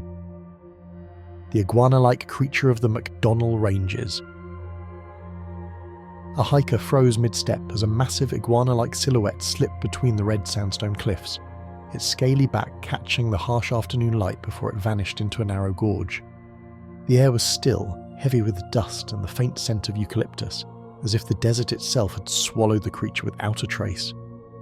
Witnesses often describe a sense of disbelief, a hesitation between seeing and understanding, as though the mind struggles to reconcile a creature of such size and agility with anything known to the Australian Outback. In the remote McDonnell Ranges, where visibility is limited by jagged rock formations and sudden ravines, even brief encounters leave a lasting impression.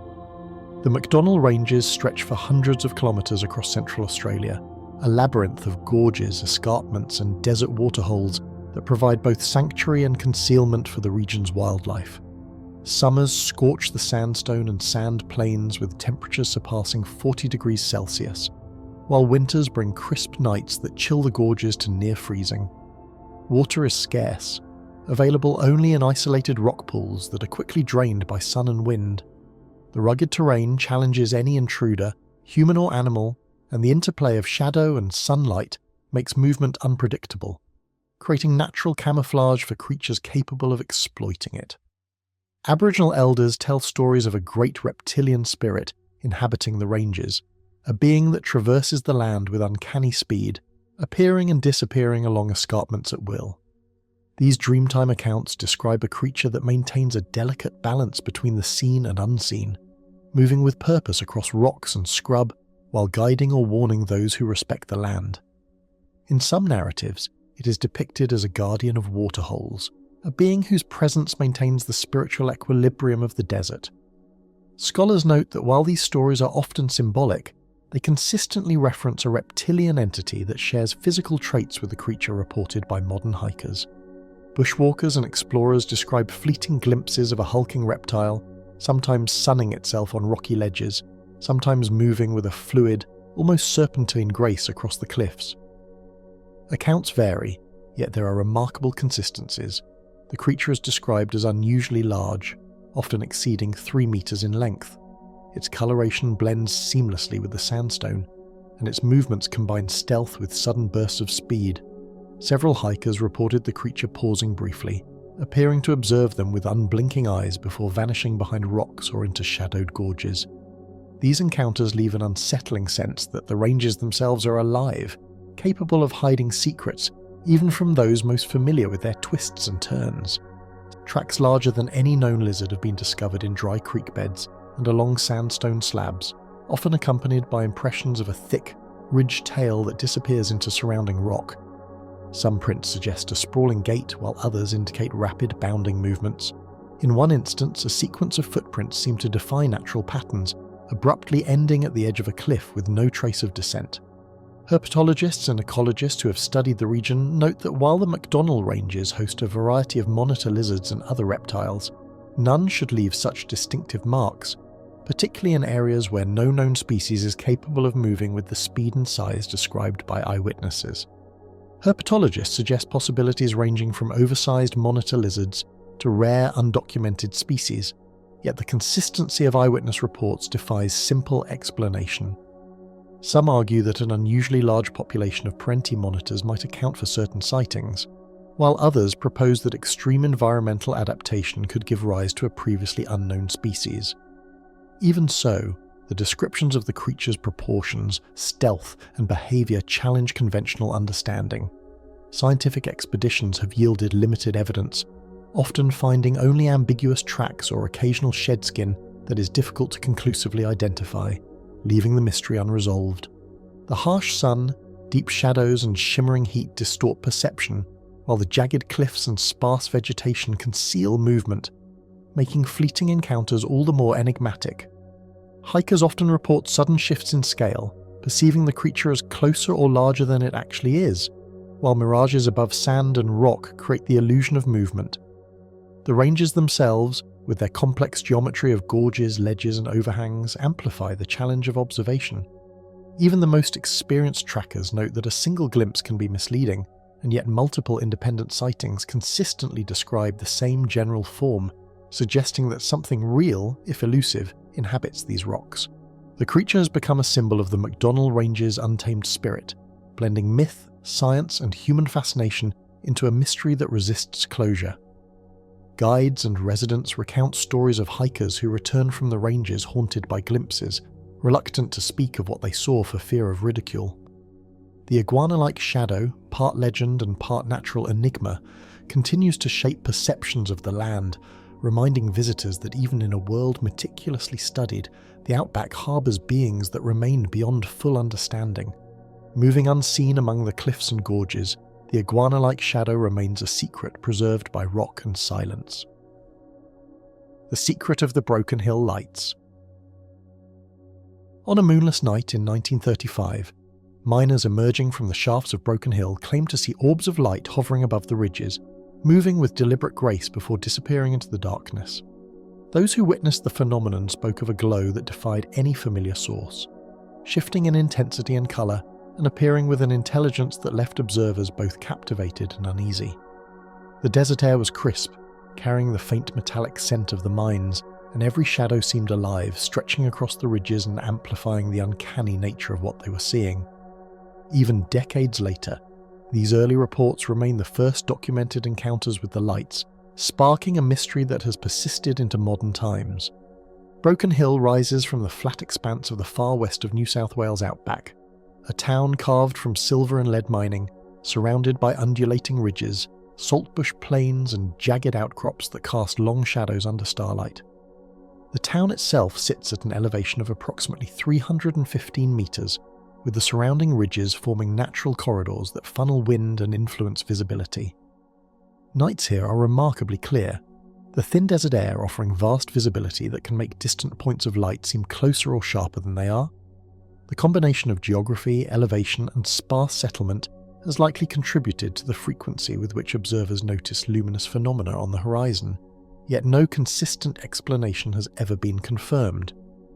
Railway workers, prospectors, and early settlers documented strange nocturnal lights over decades, describing flashes of orange, blue, and green that darted across the horizon with speeds no human or vehicle could match. Letters to local newspapers from the 1940s mentioned groups of miners pausing to watch spheres gliding silently above the ridges, sometimes splitting into multiple points of light, then merging again before vanishing entirely.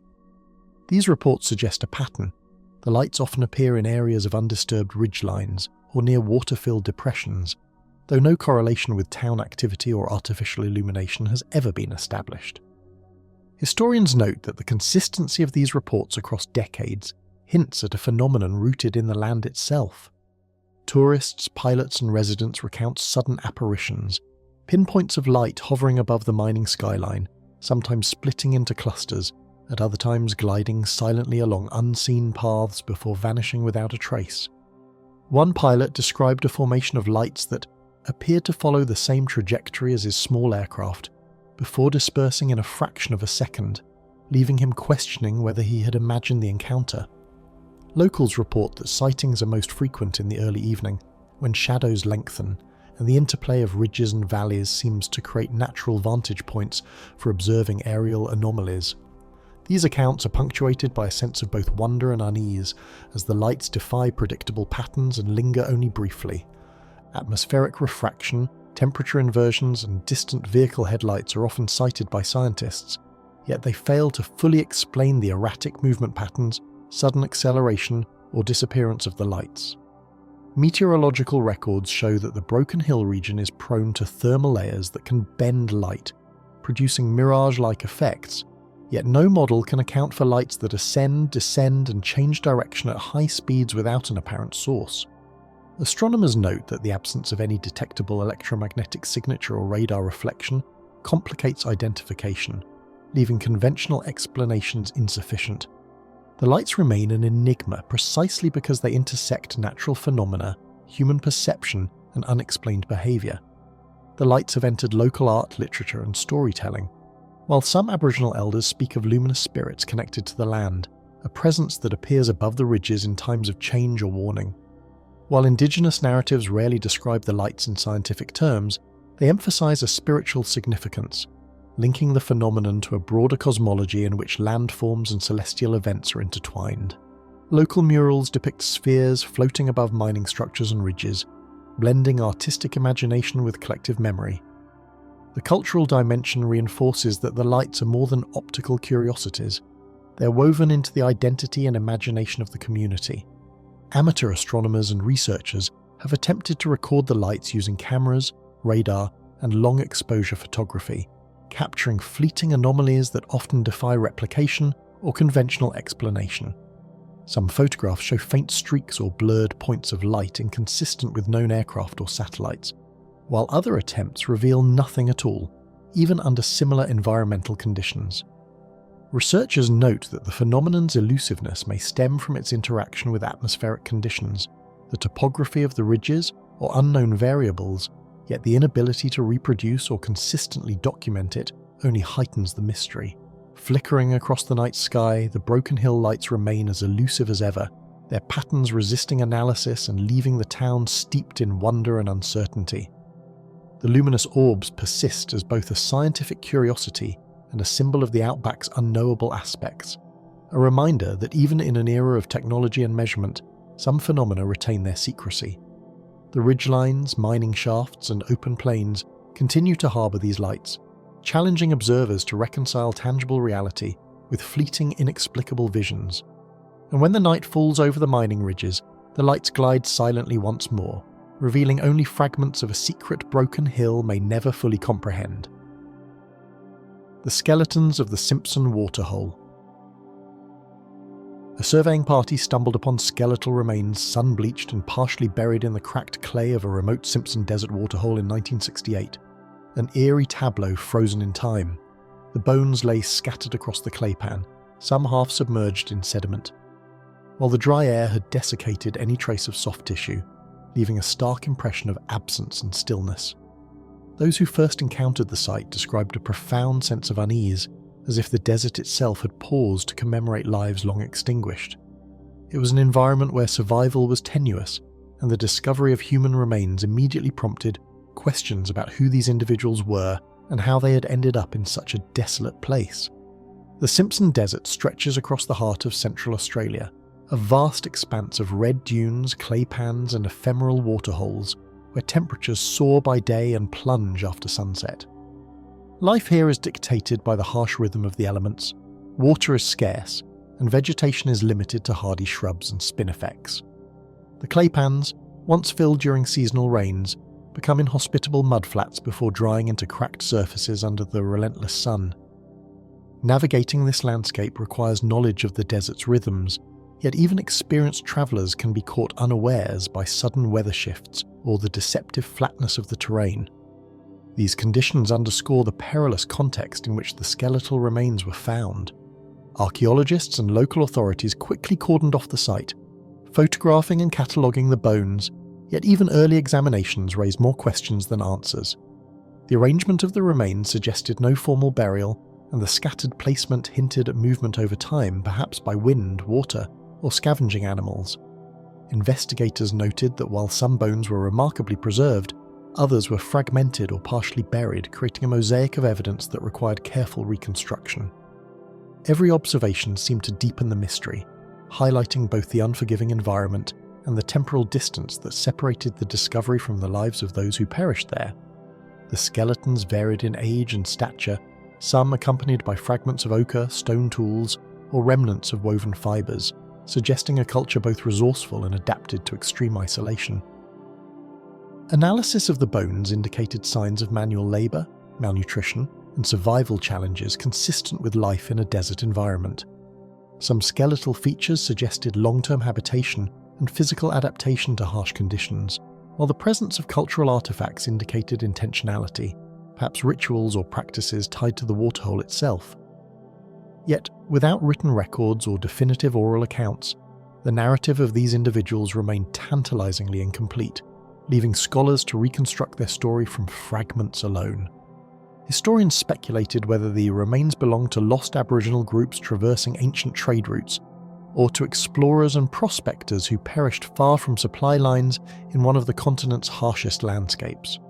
Aboriginal communities had long established networks of movement across the desert, using waterholes as crucial lifelines and spiritual markers, while early European explorers sometimes underestimated the distances, terrain, and the unforgiving climate. Both possibilities raised further questions. If Aboriginal, why were there no records of the group's passage?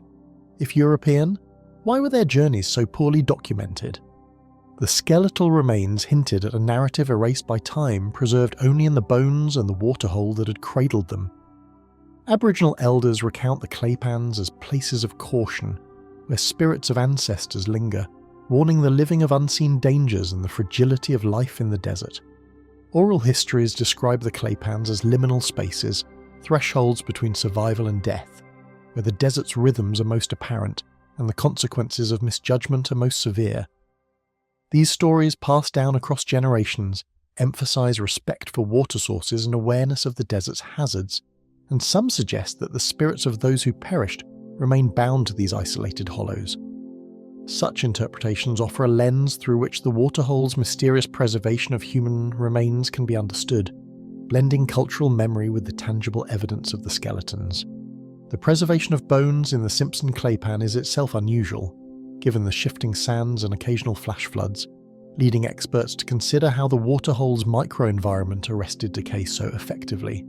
Drying mud, rapid desiccation, and minimal disturbance can contribute to long-term skeletal preservation, yet the site's remote location and environmental extremes make the consistency of preservation striking. Researchers noted that while some bones were partially eroded, the majority retained identifiable features, allowing for detailed anthropological analysis. The claypan's unique conditions, combined with the surrounding dune systems that shield it from wind and erosion, suggest that the waterhole functioned as an accidental tomb, preserving its human occupants against the desert's relentless processes. Years passed, and the skeletons remain a subject of study and speculation, a tangible reminder that the desert holds chapters of human history that may never be fully read. Archaeologists continue to analyze fragments for signs of diet, tools, and cultural practice, while historians piece together potential migratory paths and survival strategies. Explorers and tourists occasionally visit the area, their presence underscoring the enduring fascination with human resilience and the mysteries left behind in extreme landscapes. The waterhole, small and unassuming amid the vast desert, maintains a silent testimony to the lives it witnessed and the forces of nature that ultimately preserved them. In the silence of the waterhole, the desert seems to guard secrets older and darker than any living witness could ever uncover. The mysterious Whistling Cave. At the edge of a narrow Central Australian gorge, the wind slides through a sandstone cave, producing a haunting whistle that pierces the still desert night, a sound both mournful and strangely deliberate. The tone can vary from a sharp keening to a low resonant drone, carrying across the cliffs and into the surrounding dunes, unsettling even the hardiest desert travellers. There is no obvious source for the sound. It emerges as if the wind itself has learned to speak, whispering secrets of the ancient landscape while leaving those who hear it uncertain whether it is natural or something far older. The first observers often described a sense of vertigo or unease, a feeling that the cave is more than rock and air, as if it holds memory or will beyond human understanding. The cave is nestled within jagged cliffs, where sandstone fissures and natural tunnels channel the desert winds in unpredictable ways. The formations, sculpted over millennia by erosion, heat, and shifting sands, create narrow passages that twist, expand, and contract, amplifying the airflow and producing strange echoes. At certain times of year, seasonal winds funnel through the gorge, striking the cave's entrance at precisely the right angle to generate tones that can rise above the sound of distant kangaroo calls or the rustle of spinifex in the night. These acoustic conditions make the cave unique. Few other geological formations in the region replicate its eerie resonance, and the combination of shape, size, and wind movement ensures that no two whistling events sound exactly alike. Sometimes the whistle rises into a piercing, almost human-like cry, startling observers who stand nearby, while at other moments it falls into a low, vibrating hum that seems to linger within the very rock. Witnesses report that the sound can change dramatically within seconds, as if the cave itself is alive, responding to shifting gusts, subtle changes in temperature, or even the presence of humans. The tonal variation can be unsettling. High, eerie keens evoke anxiety and tension, while the lower vibrations produce an uncanny, almost meditative sensation. For those unaccustomed to the desert's peculiarities, the experience can be overwhelming, and several early travellers claimed that the sound seemed to follow them along the gorge floor, fading and returning unpredictably. Geologists and explorers who ventured near the cave attempted to document the phenomenon systematically. Instruments measured airflow, resonance, and the cave's internal dimensions, but the results only partially explained the whistling. Observers noted that slight changes in wind speed, humidity, and even barometric pressure appeared to alter the notes, but the sheer variety of sounds defied any straightforward pattern. Some researchers suggested that minor cavities or fissures in the rock act as natural resonators, producing frequencies beyond normal human expectation, while others speculated that the irregularity of the sandstone layers contributes to the whistling's almost musical qualities. Despite repeated measurements, the cave's full acoustic behaviour remained elusive, resisting full explanation.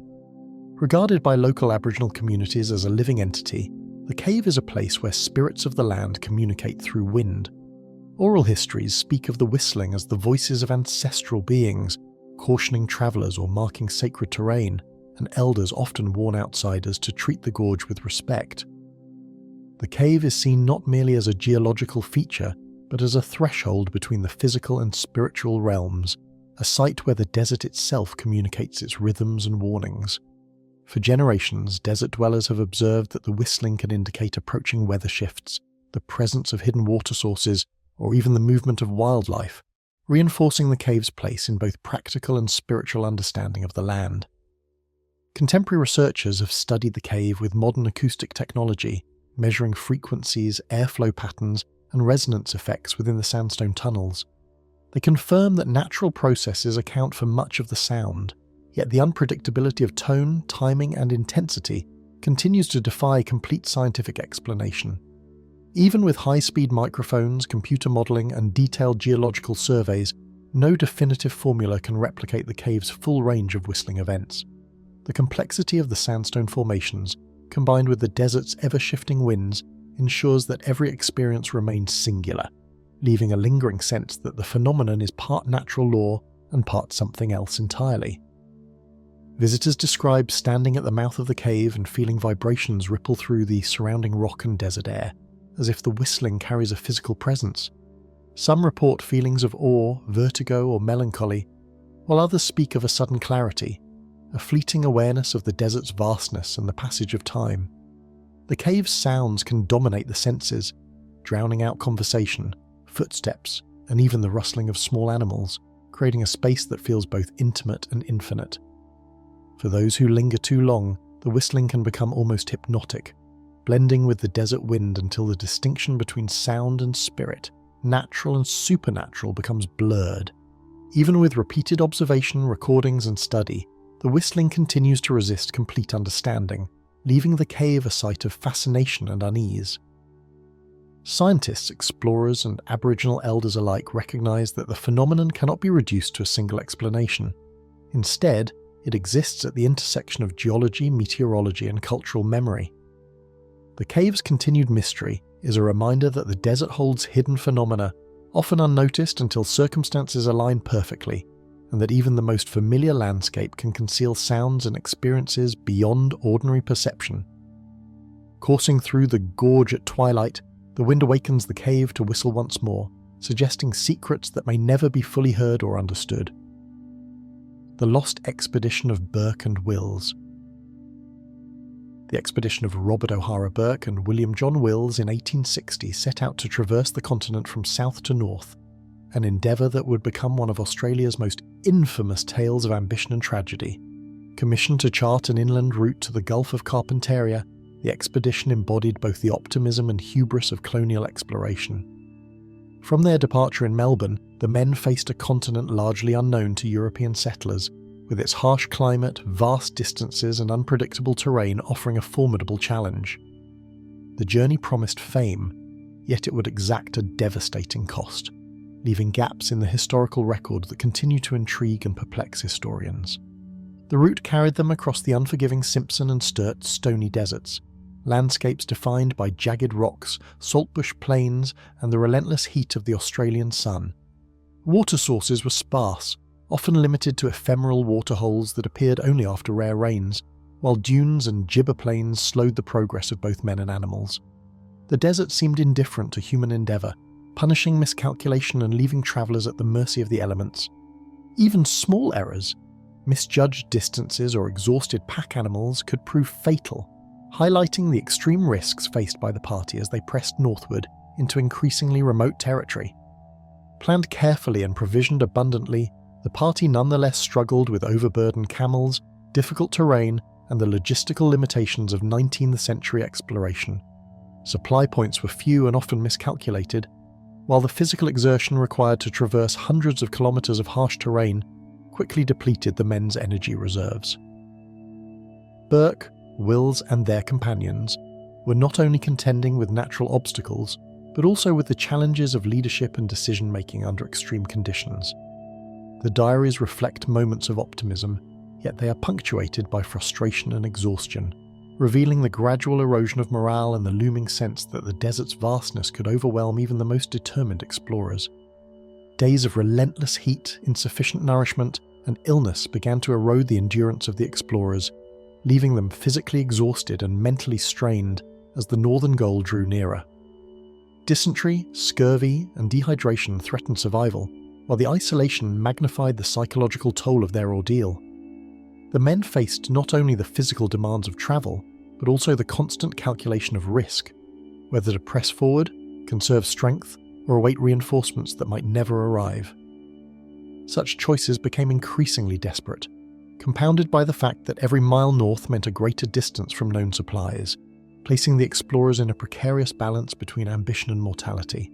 Scattered accounts suggest brief interactions with local Aboriginal groups, some offering guidance or observation, yet much of this knowledge went unrecorded, leaving gaps in understanding the expedition's movements and experiences. Indigenous people in the region had long navigated these deserts.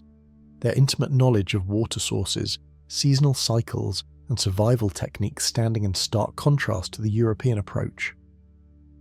Some historians speculate that limited engagement with Aboriginal guides could have altered the expedition's outcome, while other evidence suggests cultural misunderstandings prevented effective cooperation.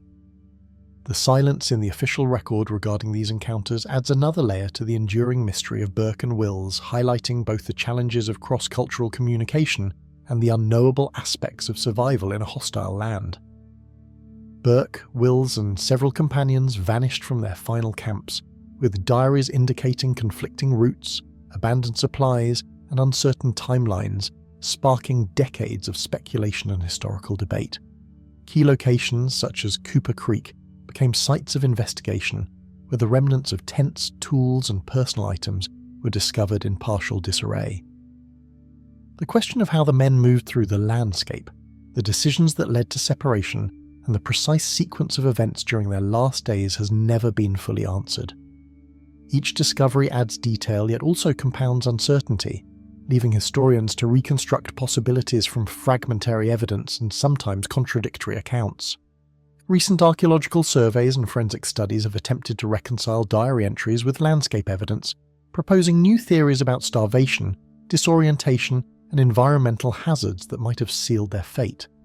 Analyses of skeletal remains, subsistence patterns, and environmental reconstructions have provided insight into the men's final days, including indications of malnutrition and the physiological toll of extreme exertion. Some researchers have suggested that deviations from planned routes, perhaps in search of water or game, contributed to their demise, while others highlight the role of unpredictable weather and the unforgiving topography in shaping outcomes beyond human control. These modern assessments add depth and context, but they cannot fully restore the voices or intentions of those who perished. Hidden within the endless expanse of the outback, the precise sequence of events, the choices made in desperation, and the exact circumstances of their final days remain partially obscured, even after careful analyses.